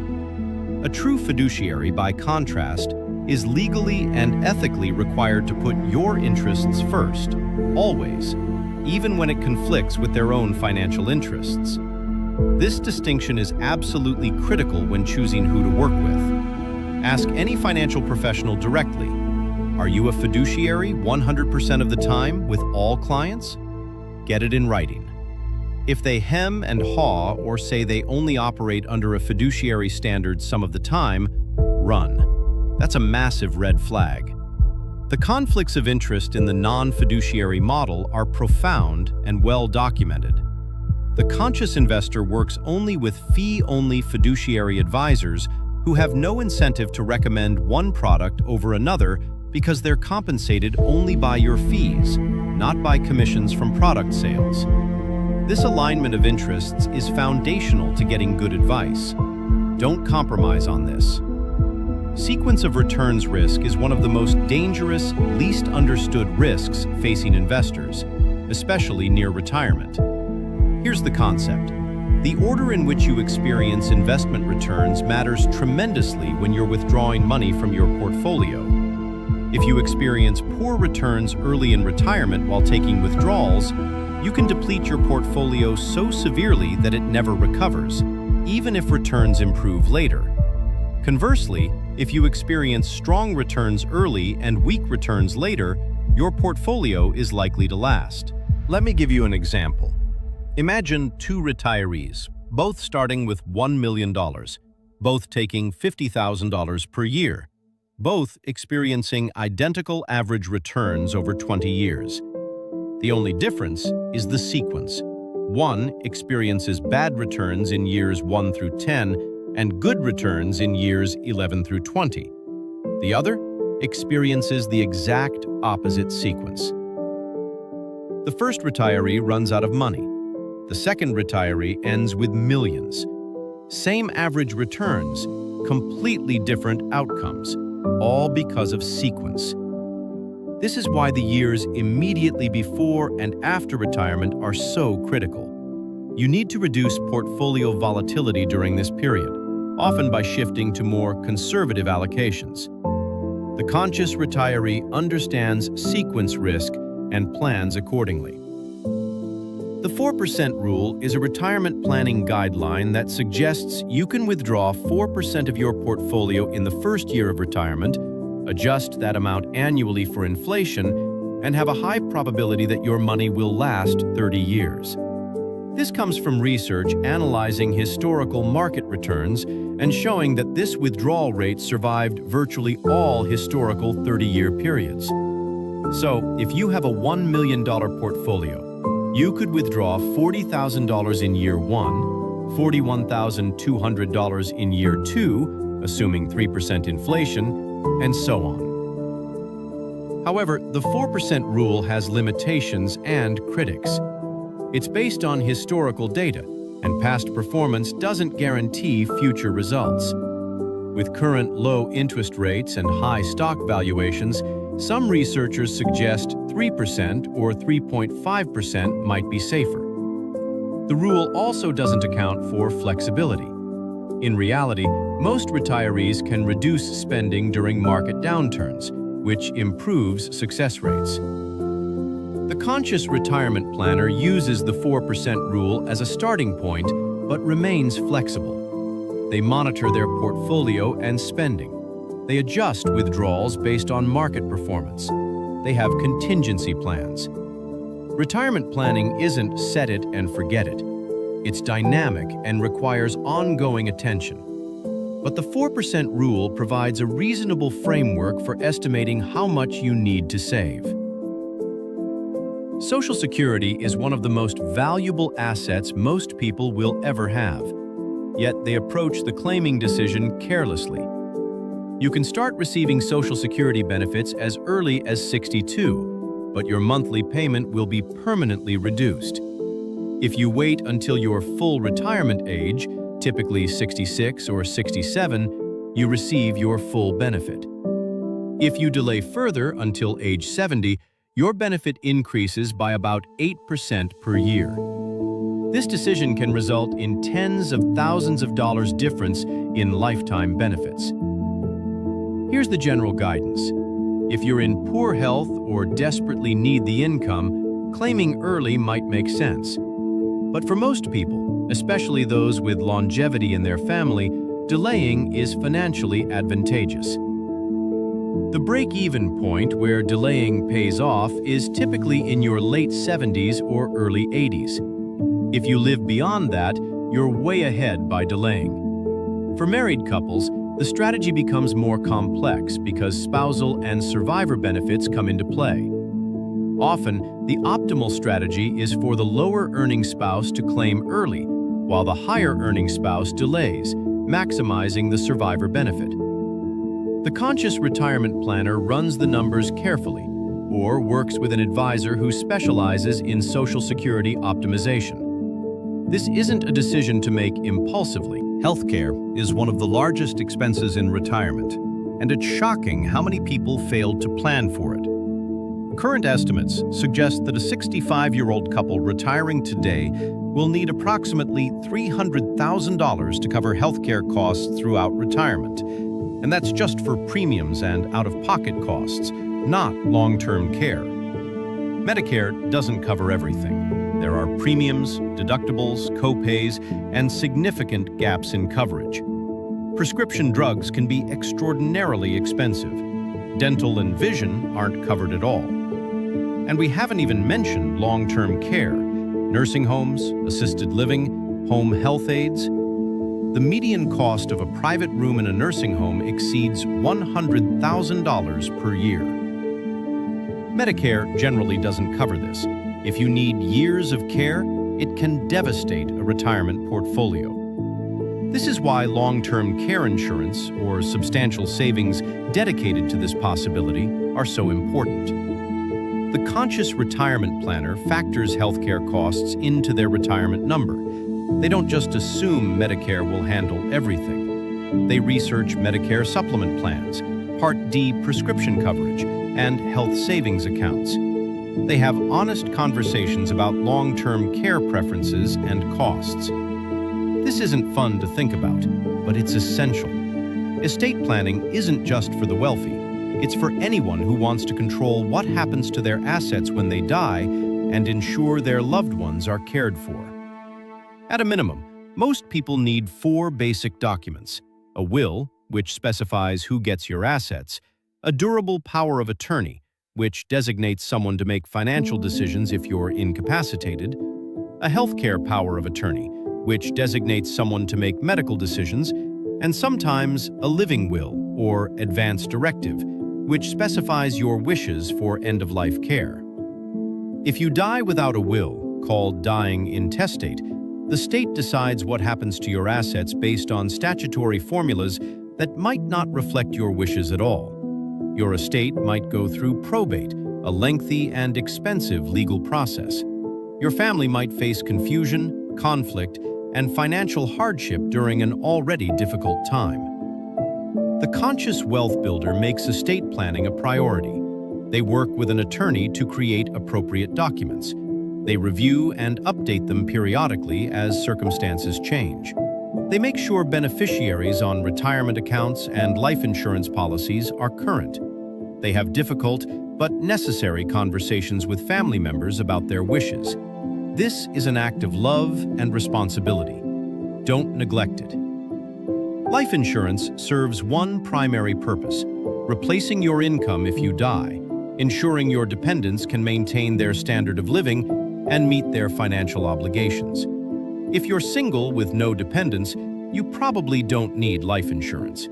If you have a spouse, children, or anyone who depends on your income, you almost certainly do. The question isn't whether you need it, it's how much and what type. For most people, term life insurance is the right choice. It's pure insurance. You pay a premium, and if you die during the term, your beneficiaries receive the death benefit. It's affordable, straightforward, and covers you during the years when you're building wealth and your dependents need protection. Whole life or universal life, permanent insurance with a cash value component, is far more expensive and complex.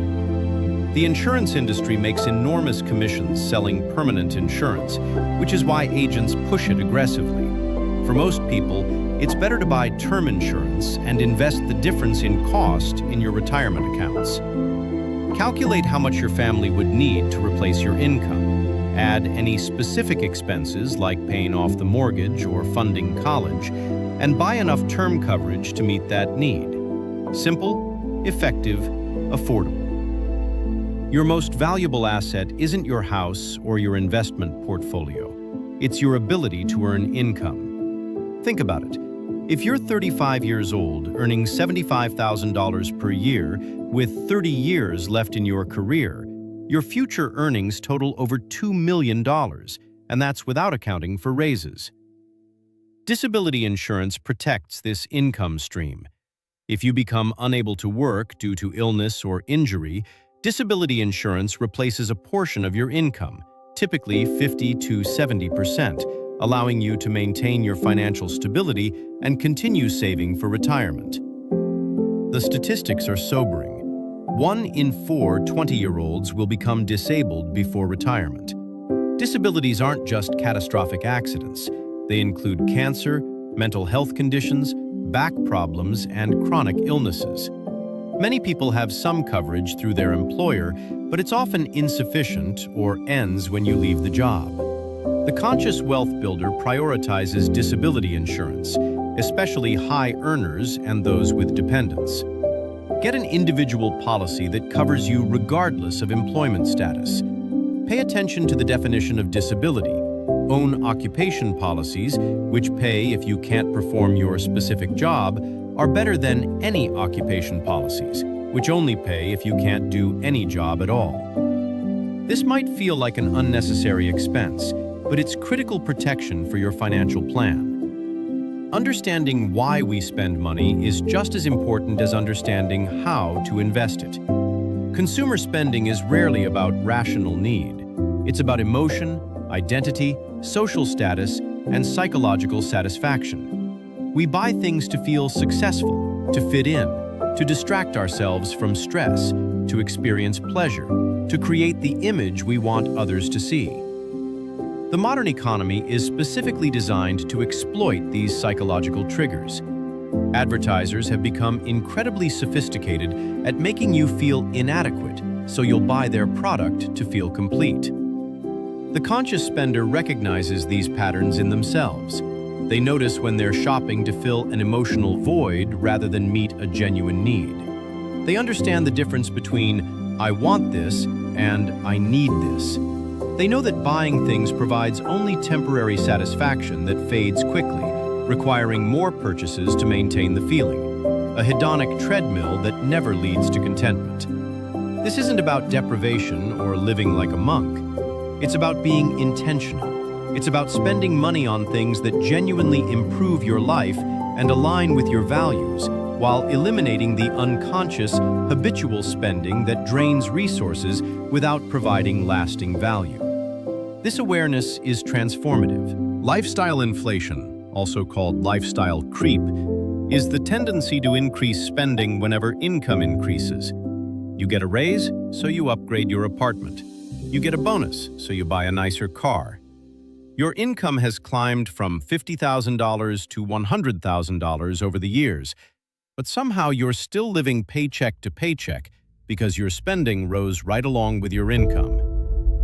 This is one of the primary reasons why high earners often have no more wealth than moderate earners. They simply spend more. Breaking the lifestyle inflation cycle is critical to building wealth. The formula is simple. When your income increases, maintain your previous lifestyle and direct the increase toward financial goals, investments, debt payoff, savings. If you were living on $60,000 and you get bumped to $75,000, keep living on $60,000 and invest the additional $15,000. Your lifestyle was already fine at $60,000. That's why you were surviving. You don't need more.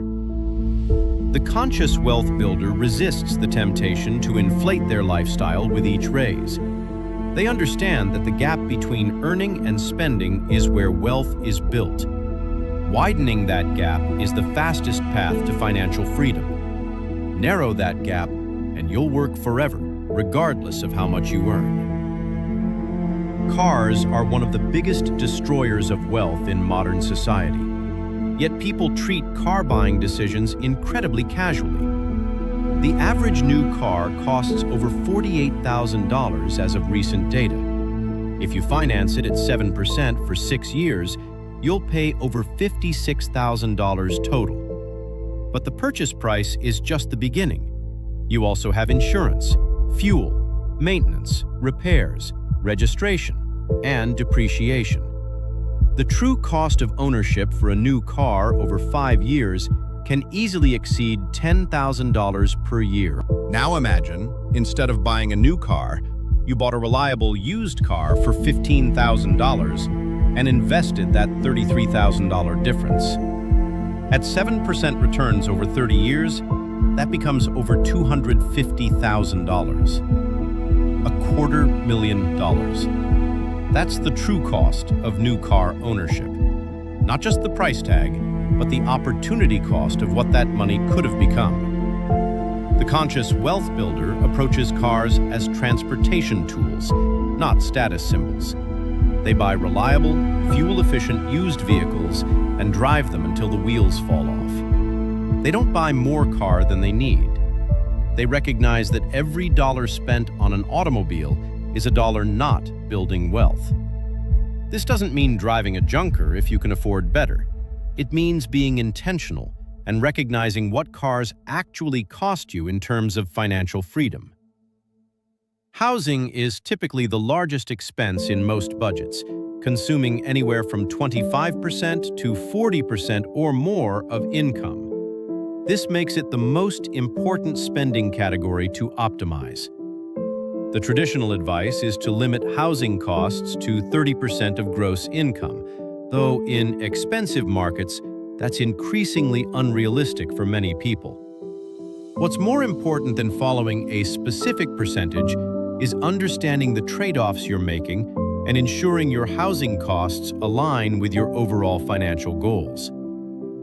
The rent versus buy decision is complex and depends on many factors: local real estate prices, rent levels, how long you plan to stay, your financial situation, and current interest rates. Buying isn't automatically better than renting. Sometimes renting and investing the difference comes out ahead. The conscious housing decision maker runs the numbers for their specific situation. They calculate the total cost of ownership, including mortgage interest, property taxes, insurance, maintenance, and opportunity cost of the down payment. They compare that to renting and investing. They consider flexibility and lifestyle factors. They don't just follow conventional wisdom. They analyze their unique situation and make an informed decision aligned with their financial plan. If you're buying a home with a mortgage, one of the most important decisions is the loan term. A 30-year mortgage has lower monthly payments, but costs far more in total interest over the life of the loan. A 15-year mortgage has higher monthly payments, but builds equity faster and costs dramatically less in interest. On a $300,000 mortgage at 6%, you'd pay about $348,000 in interest over 30 years, but only about $155,000 in interest over 15 years, a difference of nearly $200,000. So which is better? It depends on your situation and priorities. If you can afford the higher payments of a 15-year mortgage without straining your budget, it's mathematically superior. You'll own your home faster and pay far less interest. However, the 30-year mortgage provides flexibility. Lower payments mean more breathing room in your budget. You can always pay extra toward principal and essentially create your own 15-year term. But you're not locked into the higher payment if circumstances change. The conscious borrower considers their complete financial picture: emergency fund status, retirement savings, other debt, income stability, and risk tolerance. Sometimes the mathematically optimal choice isn't the best choice when you factor in risk and flexibility. Choose thoughtfully. The question of whether to pay off your mortgage early or invest the money instead is one of the most debated topics in personal finance. The pro-payoff argument is compelling. Eliminating your mortgage means no more payments, complete ownership of your home, reduced financial stress, and guaranteed return equal to your mortgage interest rate. The peace of mind of owning your home free and clear is powerful. And for some people, that emotional benefit outweighs all other considerations. The pro-investing argument is also compelling. If you can earn higher returns by investing than your mortgage interest rate costs, you come out ahead financially by investing instead. With a 4% mortgage and 8% investment returns, you're effectively earning a 4% spread. Plus, mortgage interest may be tax-deductible, further reducing its effective cost. And keeping your money invested maintains liquidity. You can access it if needed. The conscious decision maker considers both the math and the psychology. If your mortgage rate is above 6%, paying it off is likely smart. If it's below 4%, investing probably makes more sense. In the middle, it depends on your risk tolerance, other financial goals, and how much you value the emotional piece of eliminating debt. There's no universal right answer, only the right answer for you. College costs have spiraled out of control, increasing far faster than inflation for decades. The average cost of 4 years at a public university now exceeds $100,000. At a private university, it can exceed $300,000. These numbers put parents in an impossible position. They want to help their children avoid crushing student debt, but funding college fully might devastate their own retirement prospects. This creates a painful dilemma that millions of families face. Here's my perspective, and it might be controversial. You should prioritize your retirement over fully funding your children's college. Your kids can borrow for college. They'll have their entire working lives to pay it off. You cannot borrow for retirement. If you sacrifice your retirement savings to fund college, you'll become a financial burden on those same children later in life. The conscious parent saves for college when possible using 529 plans, which offer tax advantages. But they don't sacrifice retirement contributions to do it. They have honest conversations with their children about college costs, financial aid, working during school, and choosing affordable options. They teach financial responsibility rather than shielding children from financial realities. This is hard, but it's the responsible approach. Student loan debt has become one of the defining financial challenges for an entire generation, with total outstanding student loan debt exceeding $1.7 trillion in the United States. Millions of people are carrying 5 figures or more in student debt, often with interest rates between 4% and 8%, and payment periods stretching 10, 20, or even 30 years. This debt burden delays home buying, retirement saving, family formation, and wealth building for years or decades. If you have student loans, first understand what type you have, federal or private, and the interest rates. Federal loans generally have better protections, including income-driven repayment plans and potential forgiveness programs. Make sure you're on the best repayment plan for your situation. If you have multiple loans, focus on paying off the highest interest loans first while making minimum payments on the rest. Consider refinancing high-interest loans to lower rates if you have good credit, but understand you'll lose federal protections if you refinance federal loans with a private lender. The conscious strategy is aggressive repayment when your loan interest rates are high, above 6%, and more balanced repayment when rates are low, allowing you to simultaneously invest for retirement. Student loans are a burden, but they don't have to be a life sentence. Make a plan and execute it consistently. One of the most valuable gifts you can give your children is financial literacy. Yet most parents avoid teaching their kids about money, often because they're uncomfortable with the topic themselves, or they believe children shouldn't have to think about finances. This is a mistake. Children who grow up without financial education are far more likely to struggle financially as adults, making the same mistakes their parents made. The cycle continues. Start early with age-appropriate lessons. Young children can learn that money is earned through work, that choices must be made between wants, and that saving for something feels better than instant gratification. Older children can learn about budgeting, the power of compound interest, the cost of debt, and basic investing concepts.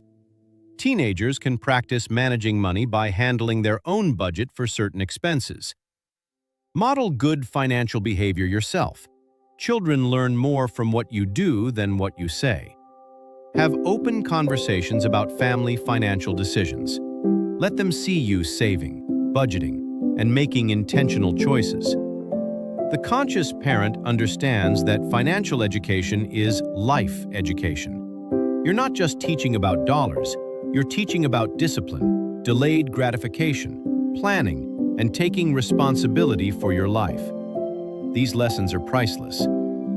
Let's acknowledge something that many people are uncomfortable admitting. Luck plays a significant role in financial outcomes. Yes, hard work matters. Yes, discipline and smart decisions matter. But so does luck. Being born into a stable family, having access to education, avoiding catastrophic illness or accident, entering the job market during a strong economy, and countless other factors outside your control. Some people work incredibly hard and make good decisions, yet still struggle financially due to circumstances beyond their control. Understanding this doesn't mean becoming fatalistic or giving up on planning and effort. It means having humility about your own success and compassion for others' struggles. If you're financially successful, acknowledge the role that fortunate circumstances played alongside your efforts. If you're struggling, recognize that external factors might be working against you and you're not a failure. The conscious approach to wealth includes gratitude for good fortune, preparation for bad fortune, and recognition that we're all navigating uncertainty. Control what you can control, your spending, saving, and investing behaviors. Let go of what you can't control, and build resilience to withstand the inevitable bad luck that everyone experiences eventually. That combination of agency and humility is wisdom. The economy moves in cycles, periods of expansion where growth is strong, unemployment is low, and markets are generally rising, followed by recessions where growth slows or reverses, unemployment rises, and markets typically decline. These cycles are natural and inevitable. Since World War II, the U.S. has experienced 12 recessions, with expansions lasting an average of about 5 years and recessions averaging about 11 months.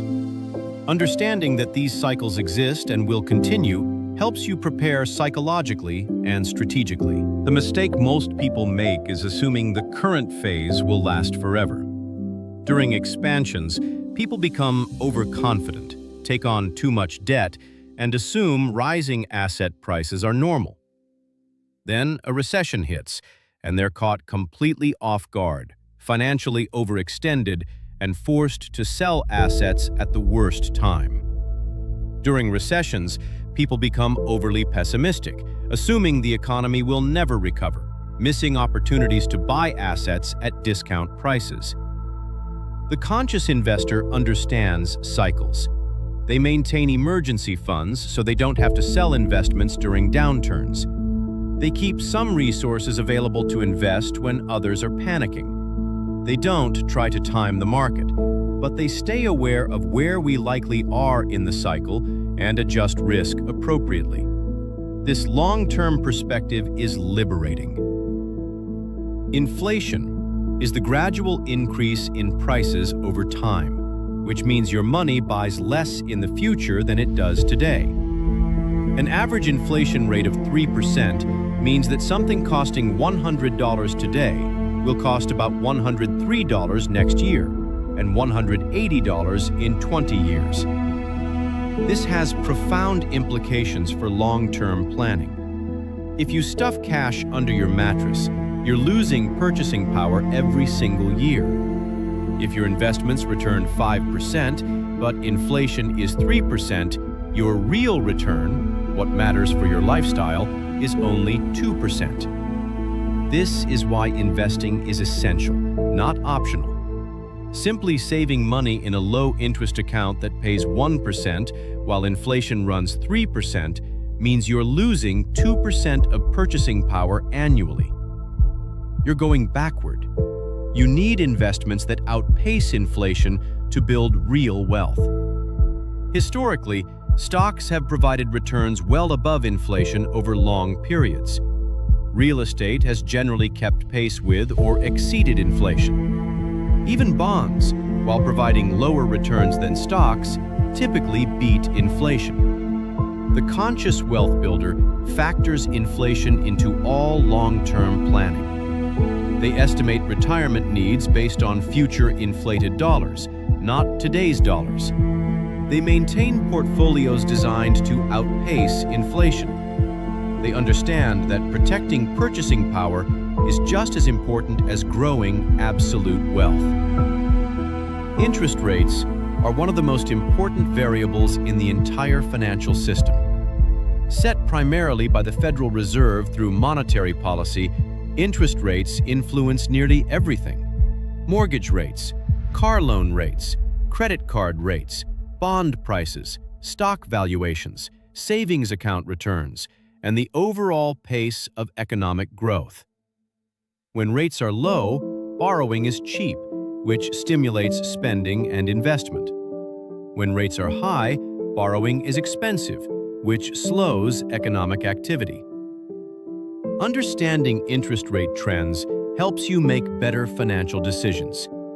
In a low-rate environment, locking in a long-term mortgage at a low rate is advantageous. Refinancing existing high-rate debt makes sense, but savings accounts and bonds provide minimal returns.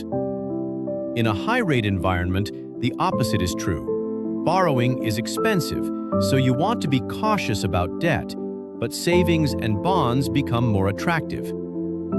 The conscious financial planner pays attention to interest rate trends and adjusts strategy accordingly.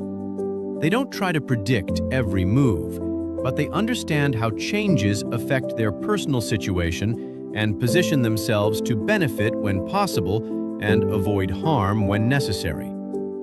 This macro awareness, combined with micro execution, is powerful.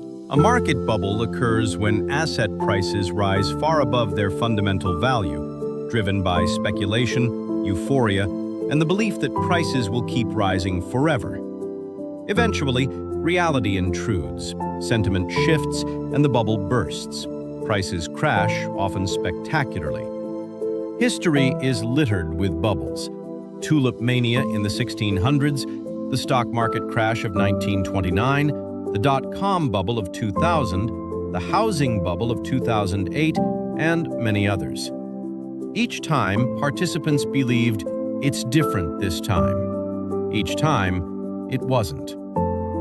Bubbles are difficult to identify in real time because during the euphoria phase, prices are rising and everyone making money seems like a genius.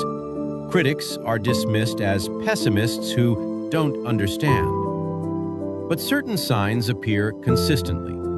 Prices disconnected from fundamentals, widespread speculation by people who don't understand what they're buying, easy credit, media hysteria, and the belief that traditional valuation measures no longer apply. The conscious investor watches for these signs. They maintain discipline even when everyone else is making easy money. They remember that trees don't grow to the sky. They're willing to miss the final stage of a bubble to avoid the devastation of the crash. And when bubbles burst and everyone else is panicking, they're prepared to buy quality assets at fire sale prices. This contrarian discipline is how generational wealth is built. A black swan event, a term popularized by Nassim Taleb, is an unpredictable occurrence with massive consequences that seems obvious in hindsight.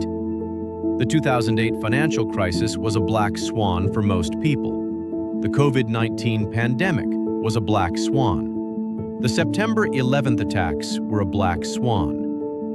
These events are characterized by being outside our normal expectations, having extreme impact, and seeming explainable only after the fact.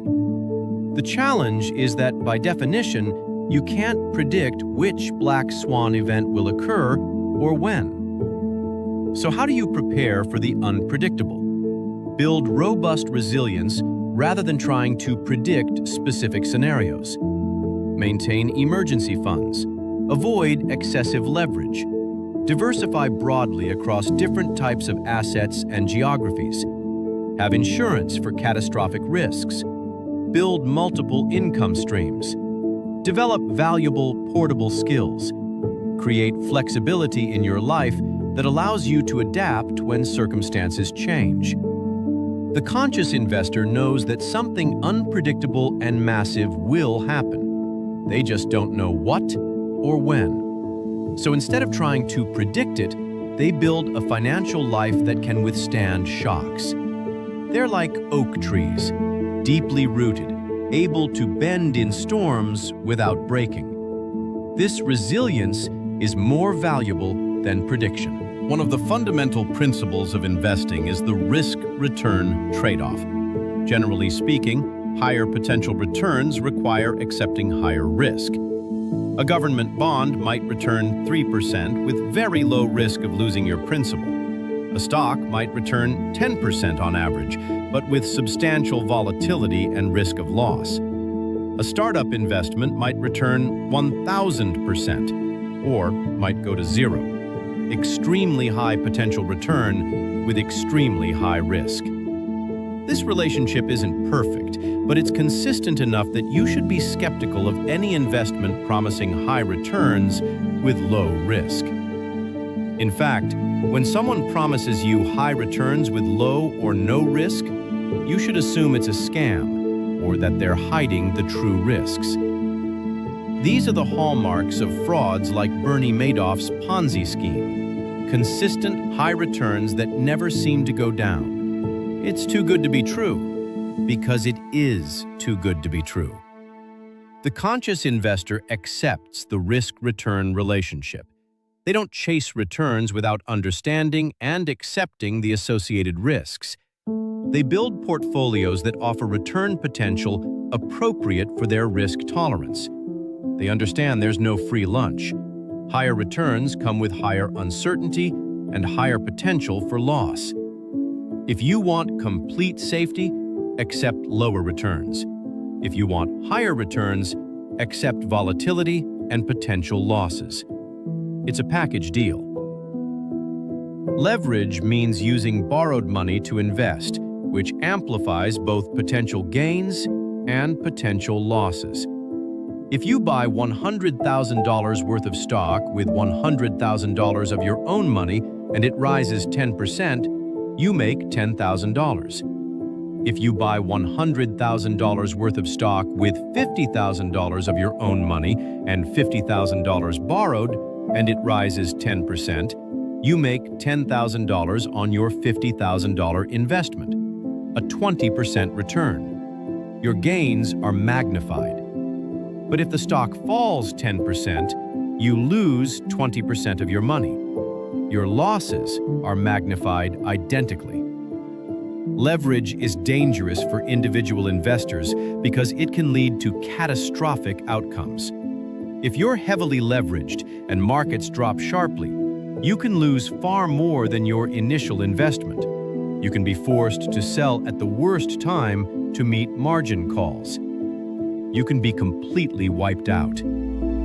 Sophisticated institutions use leverage strategically with careful risk management. Individual investors using leverage are usually gambling. The conscious investor is extremely cautious with leverage. They might accept the leverage embedded in a home mortgage because real estate is generally stable and you have long time horizons.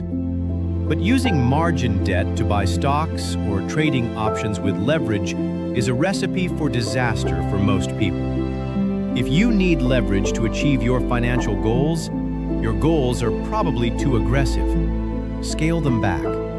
Build wealth the slow, steady, boring way. Alternative investments include assets outside the traditional stock and bond categories: real estate, commodities, precious metals, cryptocurrencies, private equity, hedge funds, art, collectibles, and many others. These alternatives can provide diversification benefits since they often don't move in sync with stock and bond markets. They can offer inflation protection, unique return profiles, and portfolio stability. However, they also typically have drawbacks: illiquidity, high fees, complexity, difficulty in valuation, and often limited regulation and investor protections. For most investors, alternatives should be a modest portion of the portfolio if they're included at all. The core of your portfolio should be straightforward, low-cost stocks and bonds that you understand completely. Once that foundation is solid and you have substantial assets, you might allocate 5 to 10% to alternatives for diversification. But be careful. The alternative investment space is filled with high fees, conflicts of interest, and complexity that works in favor of the seller, not the buyer. The conscious investor is skeptical of alternatives presented as can't-miss opportunities. They do extensive research. They understand exactly what they're buying and why, and they never invest more in alternatives than they can afford to lose entirely. For most people, Keep it simple. Stocks, bonds, real estate. That's enough. Cryptocurrency represents one of the most divisive topics in modern finance. Proponents see it as revolutionary technology that will transform money, banking, and value transfer, creating enormous wealth for early adopters. Skeptics see it as speculative mania with no intrinsic value, driven by hype and destined to crash like previous bubbles. Bitcoin, Ethereum, and thousands of other cryptocurrencies have experienced explosive price movements, both up and down, creating fortunes and destroying them with equal efficiency. Here's my perspective. Cryptocurrency might have a role in the future of finance, or it might not. The technology is interesting, but as an investment, it's highly speculative. There are no cash flows, no earnings, no fundamental way to value it. Price is based entirely on supply and demand, driven largely by sentiment. For most investors, cryptocurrency should either be 0% of your portfolio or a very small speculative position, maybe 1 to 5%, that you're prepared to lose entirely without affecting your financial plan. If you invest in crypto, understand you're speculating, not investing. Don't put in money you need for actual financial goals. The conscious approach is to prioritize proven, boring investments that have built wealth reliably for generations. Then, if you want to speculate with a small amount, fine. Just know the difference. Financial literacy, understanding how money works, is one of the most important skills you can develop. Yet, it's barely taught in schools. Most people graduate and enter adult life with no knowledge of budgeting, investing, taxes, debt management, or retirement planning. Then we wonder why so many people struggle financially. This is a systemic failure, but it's also a personal opportunity. If you commit to learning about personal finance and investing, you'll have an enormous advantage over the majority of people who remain financially illiterate their entire lives. The good news is that financial literacy isn't complicated. You don't need advanced mathematics or an economics degree. The fundamentals are accessible to anyone willing to invest time in learning. Spend less than you earn, avoid high-interest debt, invest consistently in diversified, low-cost funds, take advantage of tax-advantaged accounts, and understand basic concepts like compound interest and risk. You can learn this in a few months of dedicated study, and once you understand these principles, you can apply them for decades. The Conscious Wealth Builder treats financial education as a lifelong process.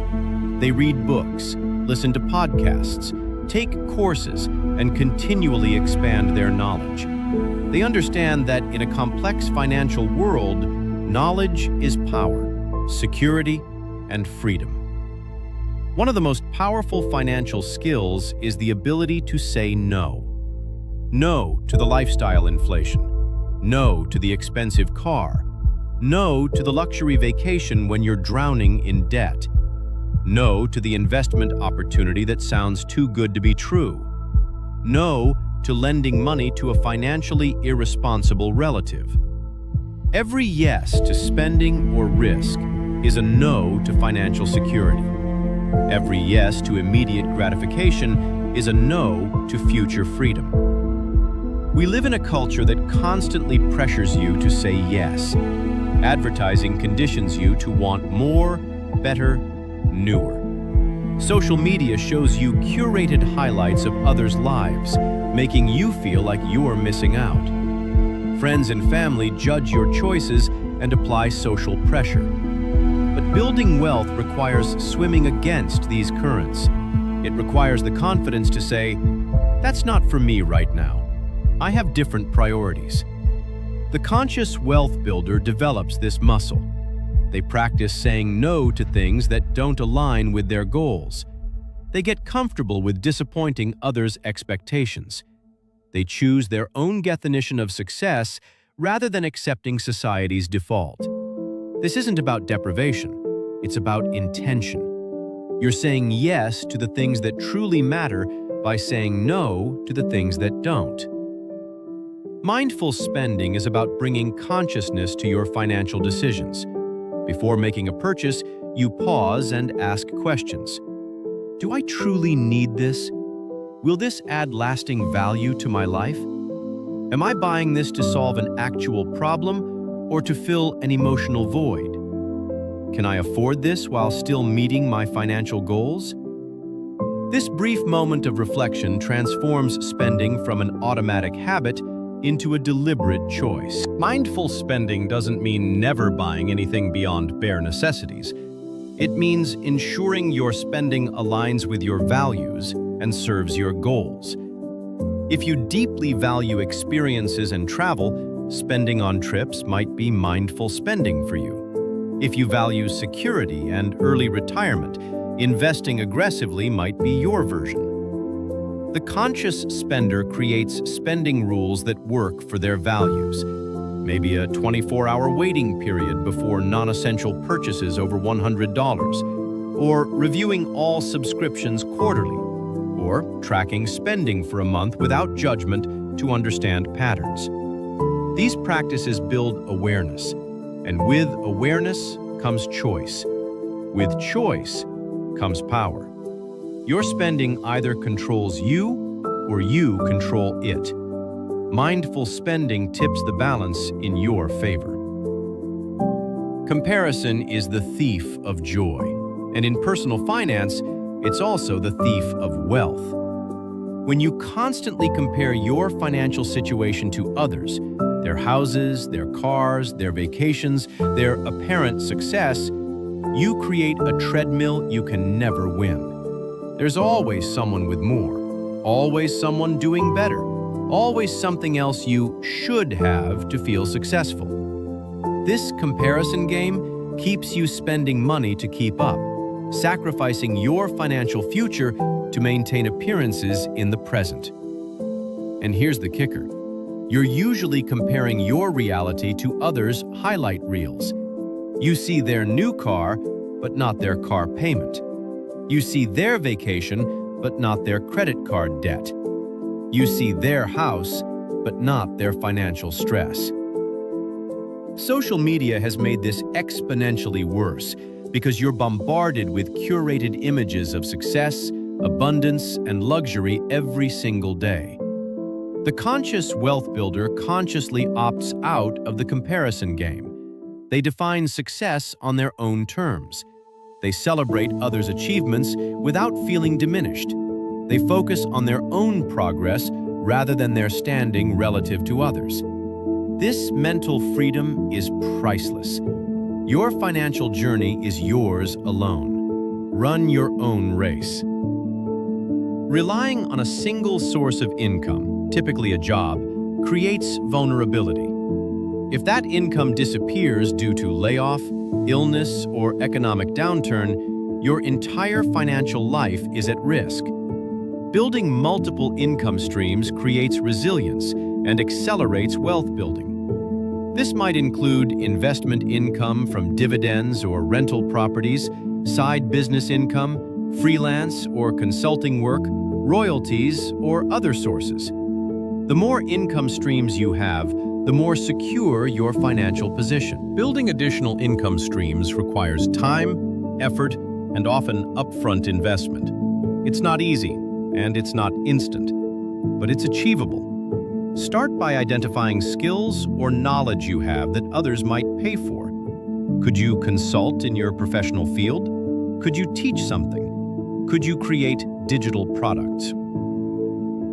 The conscious wealth builder thinks like an entrepreneur even if they have a traditional job. They look for opportunities to create value and capture some of that value as income. They invest in building assets, whether financial investments or income-producing businesses or skills that generate cash flow beyond their salary. Over time, these multiple streams compound, creating financial security and optionality. You're no longer dependent on any single source. That freedom is transformative. Where you choose to live has enormous financial implications. The cost of living varies dramatically by location. Housing, taxes, transportation, food, and services can cost 2 or 3 times as much in expensive cities compared to lower-cost areas. A $60,000 income in Des Moines might provide a better quality of life than a $100,000 income in San Francisco once you account for cost differences. Yet many people never seriously consider location as a financial strategy. The rise of remote work has made geographic arbitrage, earning in a high-wage market while living in a low-cost area, more accessible than ever. If you can maintain a high income while dramatically reducing your cost of living, you can save and invest extraordinary amounts, potentially shaving years or decades off your path to financial independence. This doesn't mean everyone should move to the cheapest place possible. Quality of life, family connections, career opportunities, and personal preferences all matter. But the conscious wealth builder at least considers geography as a variable they can optimize. They ask whether the higher income potential in expensive cities justifies the higher costs. They explore whether relocating could dramatically improve their financial trajectory. Sometimes a bold geographic move changes everything. The financial independence retire early, or FIRE movement, has gained significant traction in recent years. The core concept is simple. By saving extremely high percentages of your income, often 50%, 60%, or even 70%, and investing aggressively, you can accumulate enough wealth to retire decades earlier than traditional retirement age. The movement emphasizes frugality, optimization, and intentional lifestyle design to achieve financial independence, defined as the point where your investment income covers your living expenses. FIRE isn't for everyone, and there are legitimate criticisms. It often requires high incomes to save such aggressive percentages. It may involve lifestyle restrictions some find too extreme. It can undervalue the non-financial benefits of meaningful work, and it requires very long time horizons with significant sequence of returns risk. But the core principles are valuable even if you don't pursue extreme early retirement. Intentional spending, high savings rates, investment focus, and designing a life aligned with your values rather than default societal expectations. The conscious wealth builder takes what resonates from FIRE and adapts it to their situation. Maybe you don't want to retire at 35, but you'd like the option to work part-time at 50. Maybe you don't want to be extremely frugal, but you'd like to be intentional. The principles scale. Money scripts are unconscious beliefs about money that you developed in childhood and carry into adulthood, often without realizing they're shaping your behavior. These might include beliefs like, money is the root of all evil. Rich people are greedy. I'll never have enough. Money should be spent, not saved. Or, talking about money is taboo. These scripts operate in the background, influencing your financial decisions in ways you don't consciously recognize. Identifying your money scripts requires reflection and honesty. Think about how money was discussed, or not discussed, in your childhood home. What messages did you receive about wealth, spending, saving, and people who had money? How have those messages shaped your adult relationship with money? The conscious wealth builder examines their money scripts, questions whether they're serving them well, and consciously chooses which beliefs to keep and which to release. If you grew up poor and internalized, "People like us never get ahead," that script might be keeping you from taking the risks necessary to build wealth. If you grew up wealthy and internalized, "Money doesn't matter," that script might lead to careless spending. Your money scripts aren't facts, they're stories. You can rewrite them. Gratitude might seem like a strange topic in a finance podcast, but there's a powerful connection between gratitude and financial well-being. Gratitude shifts your focus from what you lack to what you have, reducing the constant sense of scarcity and inadequacy that drives overconsumption. When you're genuinely grateful for what you already have, the pressure to acquire more diminishes. You stop using purchases to fill emotional voids.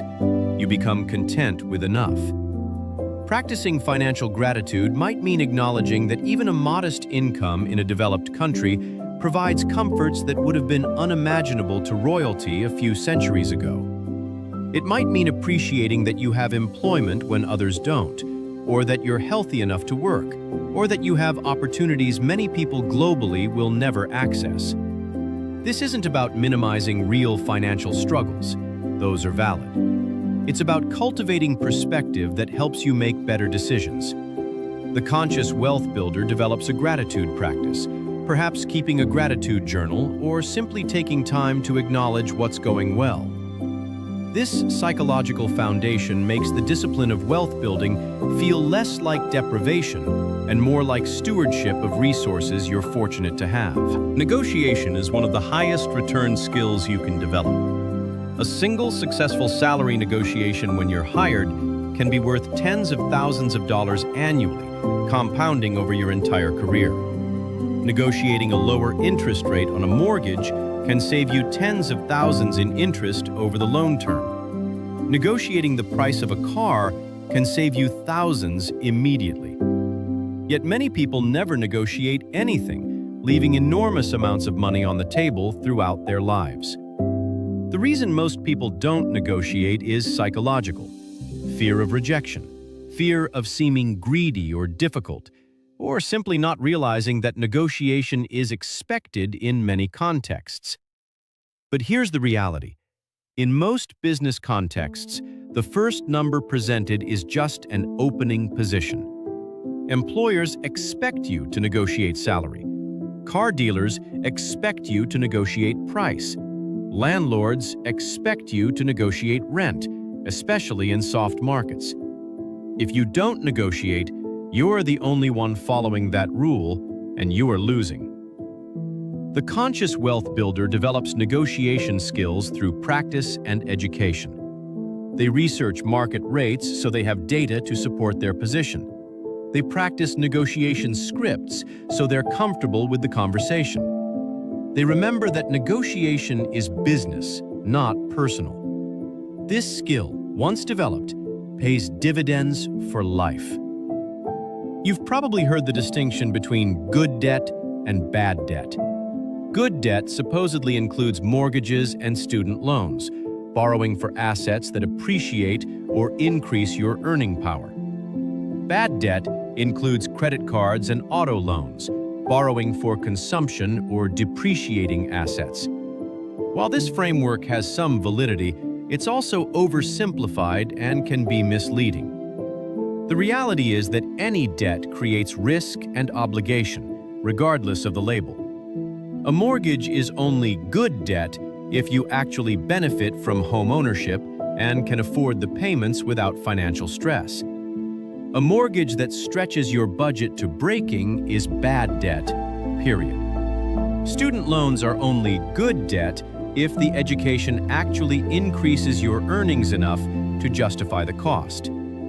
$200,000 in student loans for a degree leading to a $40,000 per year job is objectively bad debt. The conscious borrower evaluates each debt decision on its own merits. What am I borrowing for? What's the interest rate? Can I afford the payments comfortably? What's the opportunity cost? What's the risk if my circumstances change? They're cautious with all debt, understanding that debt is a tool that can build wealth or destroy it, depending on how it's used. Default skepticism of debt is healthy. Once you've built wealth, protecting it becomes just as important as building it. Asset protection means structuring your legal and financial affairs to shield your assets from potential claims, lawsuits, or creditors. This isn't about doing anything illegal or unethical. It's about taking legitimate steps to ensure that a single adverse event doesn't wipe out everything you've worked for. Asset protection strategies include maintaining adequate insurance coverage, using appropriate business entities like LLCs or corporations to shield personal assets from business liabilities, owning property jointly with spouses in ways that provide protection, and in some cases, using trusts.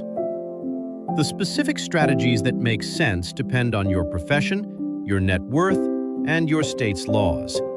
Doctors, business owners, and real estate investors face higher liability risks and need more sophisticated protection. The conscious wealth builder consults with appropriate professionals, attorneys and financial planners who specialize in asset protection to understand their risk profile and implement appropriate safeguards. You wouldn't build a house without a roof. Similarly, don't build wealth without protecting it from foreseeable risks. The Bogleheads are a community of investors who follow the investing philosophy of John Bogle, founder of Vanguard and creator of the first index fund. Their philosophy is elegantly simple. Live below your means, invest early and often in low-cost, diversified index funds, never try to time the market, stay the course through volatility, and keep investing simple. Despite its simplicity, or perhaps because of it, this approach has proven extraordinarily effective over decades. The Boglehead philosophy rejects complexity. No stock picking, no market timing, no chasing performance, no expensive active managers, just consistent investing in broad market index funds with minimal fees, rebalanced periodically, held for decades. It's boring, it's unsexy, and it works better than the sophisticated strategies pursued by most active investors and professionals. The conscious investor seriously considers whether the Boglehead approach might be right for them. It won't give you exciting stories about your brilliant trade that beat the market, but it will very likely give you excellent long-term returns with minimal effort and stress. Sometimes the most revolutionary act is choosing simplicity in a world that profits from convincing you that investing must be complicated. Behavioral finance is the study of how psychology affects financial decision-making. Traditional economics assumed people are rational actors who consistently make optimal decisions. Behavioral finance recognizes that humans are deeply irrational in predictable ways. We are loss-averse, overconfident, influenced by recent events, driven by emotions, and prone to dozens of cognitive biases that systematically lead us to make poor financial choices. Understanding behavioral finance is valuable because it helps you recognize your own irrational patterns. When you understand that loss aversion makes you hold losing investments too long, you can create rules that override that tendency. When you understand that overconfidence leads to excessive trading, you can implement a strategy that limits your ability to trade. When you understand that recency bias makes you chase recent winners, you can force yourself to rebalance mechanically instead. The conscious investor studies behavioral finance not academically, but practically, to understand the specific ways they're likely to sabotage themselves and build systems that prevent it. Your own psychology is your greatest enemy in investing. Recognizing that is the first step. Building guardrails is the second. Both are essential. We've touched on fees before, but this deserves its own chapter because the impact is so dramatic. Let's look at a specific example. You invest $500 per month for 35 years. At 7% annual returns with 0.1% fees, you end up with about $970,000. The same contributions at 7% returns, but with 1.5% fees, leave you with about $735,000. That 1.4% fee difference cost you $235,000, nearly $250,000. And that's just one component of fees. Add in advisor fees, trading costs, and tax inefficiency, and the total cost can be devastating.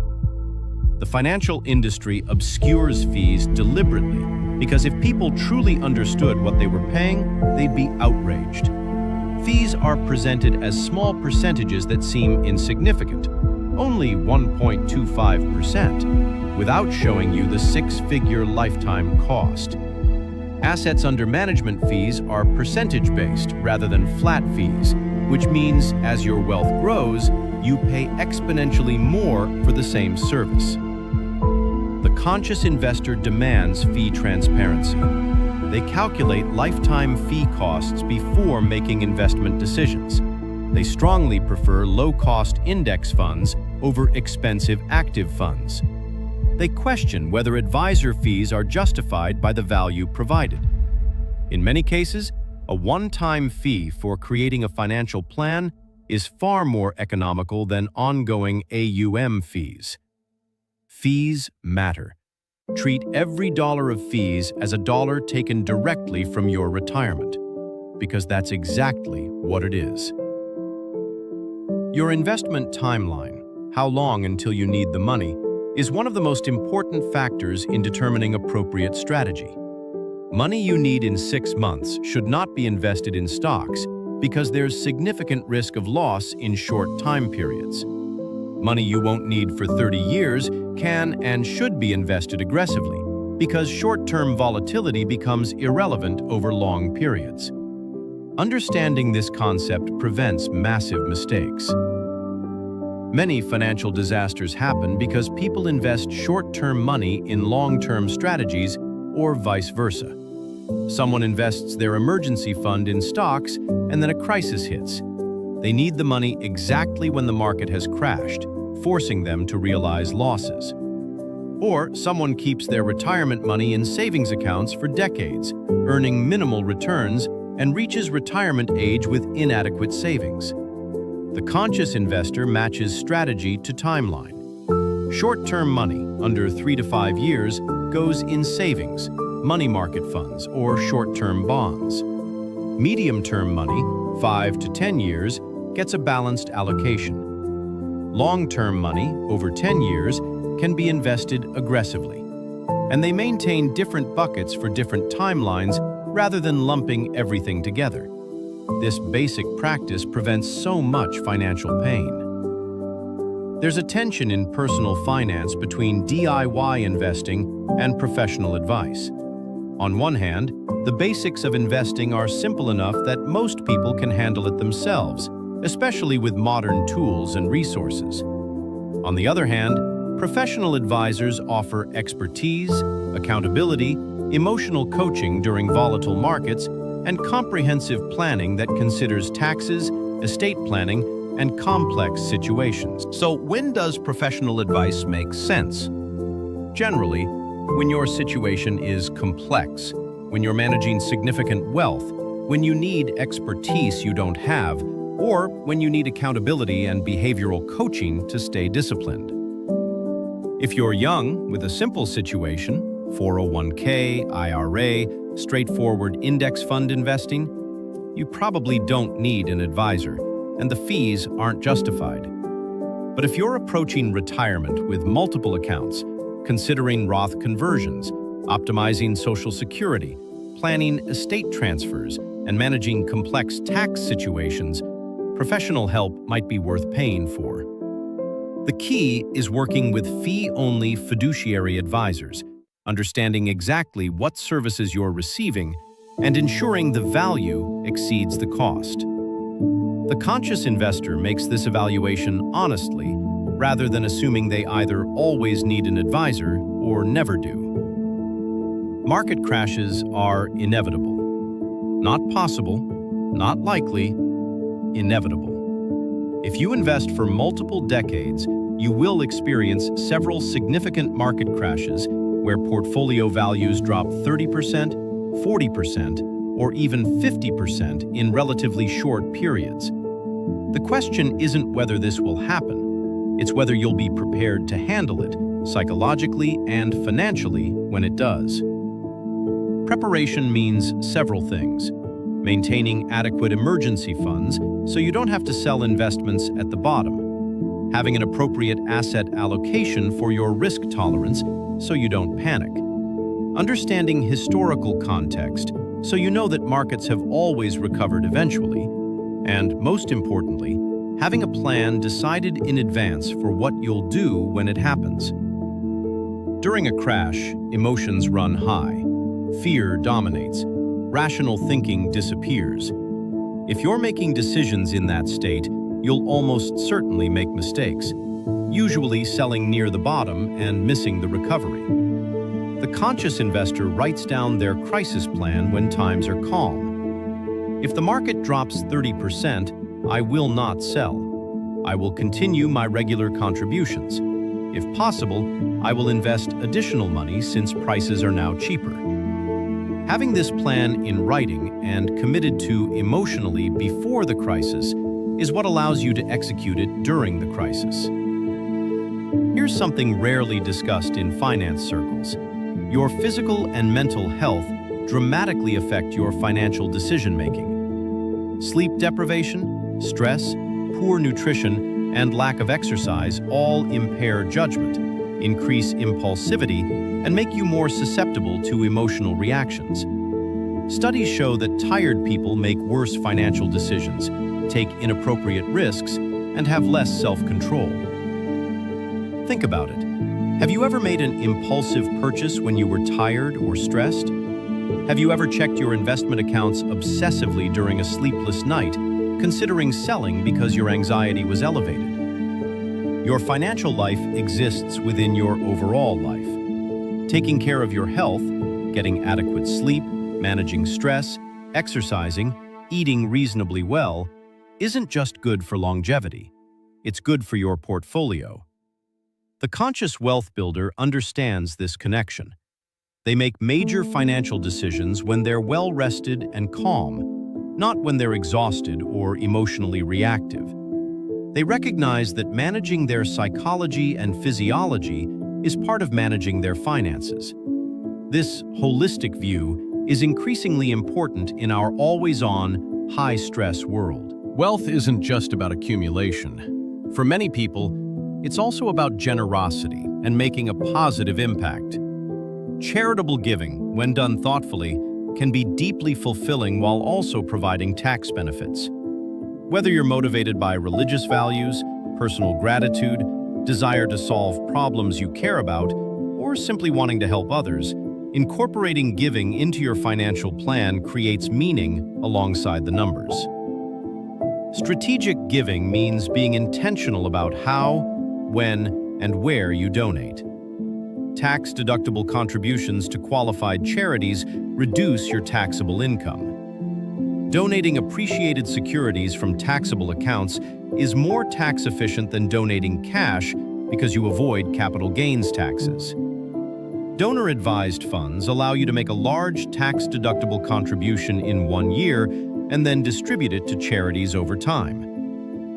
The conscious giver ensures their own financial stability first. You can't help others if you're drowning yourself, but then incorporates giving as a meaningful component of their financial life. They research charities to ensure their donations are used effectively. They consider not just how much to give, but how to give in ways that create the most impact. Wealth that serves only yourself is ultimately empty. Wealth that serves something beyond yourself becomes meaningful. Here's an uncomfortable reality that almost nobody discusses. Cognitive decline affects financial decision-making, and it happens more commonly and earlier than we'd like to acknowledge. Studies show that financial judgment often declines before other cognitive abilities, sometimes beginning in our 50s or 60s. Older adults become more susceptible to scams, make poorer investment decisions, and sometimes don't recognize their declining abilities. Planning for this possibility is an act of responsibility and self-care. Strategies include setting up automatic financial systems so less active decision-making is required, working with a trusted advisor who can provide continuity, involving adult children or trusted family members in financial affairs before it becomes necessary, and creating durable powers of attorney while you're still fully capable. The conscious planner has these difficult conversations and makes these arrangements while they're young and healthy, removing the stigma and emotion from the discussion. None of us likes to contemplate cognitive decline, but ignoring the possibility doesn't make it go away. It just ensures you'll be unprepared. Plan while you can. Your future self will thank you. If you successfully build wealth, you'll eventually face questions about legacy. What will happen to your wealth when you're gone? How do you want to provide for the next generation without creating dependence or entitlement? How do you pass on not just money, but financial wisdom and values? These are complex questions with no universal answers, but they deserve careful thought. The financial landscape is changing rapidly due to technology. Robo-advisors provide automated investment management at a fraction of traditional advisor costs. Apps make budgeting and tracking effortless. Cryptocurrencies and blockchain technology might transform how value is stored and transferred. Artificial intelligence is changing how investment research is conducted and how financial planning recommendations are generated. These changes create both opportunities and risks. Technology has democratized investing in remarkable ways. Today, anyone with a smartphone can open an investment account with no minimum balance and trade for free. Information that was once available only to professionals is now accessible to everyone. These are genuinely positive developments.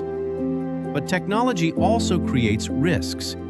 It makes impulsive trading easier. It can gamify investing in unhealthy ways, and it can create overconfidence through oversimplified interfaces. The conscious investor leverages technology for its benefits: automation, low costs, accessibility, while remaining aware of the behavioral risks it introduces. They use apps to automate good financial behaviors while preventing those same apps from enabling bad behaviors. Technology is a tool. Like any tool, its value depends entirely on how it's used. Most financial planning assumes continuous employment throughout your career, but the reality is more complex. You might face unemployment periods. You might choose to take time off for caregiving or education. You might have health issues that affect your ability to work. You might discover that you hate your career and want to change fields. Or you might find work so meaningful that you never want to fully retire. All of these possibilities affect your financial plan. The conscious financial planner builds flexibility into their assumptions. They maintain emergency funds, precisely because employment might not be continuous. They invest in developing valuable, portable skills that provide options. They avoid lifestyle inflation that locks them into needing a specific income level. They think about work not just as a means to earn money, but as a source of meaning, social connection, and identity, recognizing that early retirement might sound appealing, but might also remove important sources of fulfillment. There's no single right answer. Some people want to work as little as possible. Others find their work deeply meaningful. The key is designing your financial life around your actual values and preferences, not around generic retirement age assumptions that might not fit your situation. At some point, you will experience financial setbacks: an unexpected medical bill, a job loss, a market crash that devastates your portfolio, a business failure, a divorce. These setbacks can feel devastating, especially when you've worked hard to build financial stability. The question isn't whether you'll face setbacks, it's how you'll respond when you inevitably do. The conscious response to setbacks involves several elements: accepting the reality without excessive self-blame, assessing the damage objectively, creating a recovery plan, implementing that plan consistently, and learning from the experience to prevent similar setbacks in the future. It also means maintaining perspective. A financial setback, even a serious one, isn't a permanent condition unless you give up. Markets recover. Incomes can be rebuilt. Debt can be paid off. It takes time, patience, and persistence, but recovery is possible.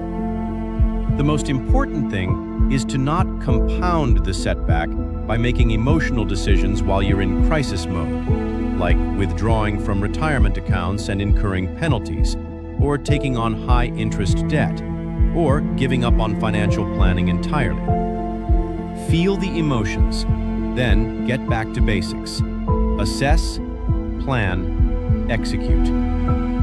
You can recover from almost anything if you stay rational and persistent. All the technical knowledge about investing, budgeting, and financial planning is useless if you don't know why you're doing it. Money is a means, not an end. The question is, means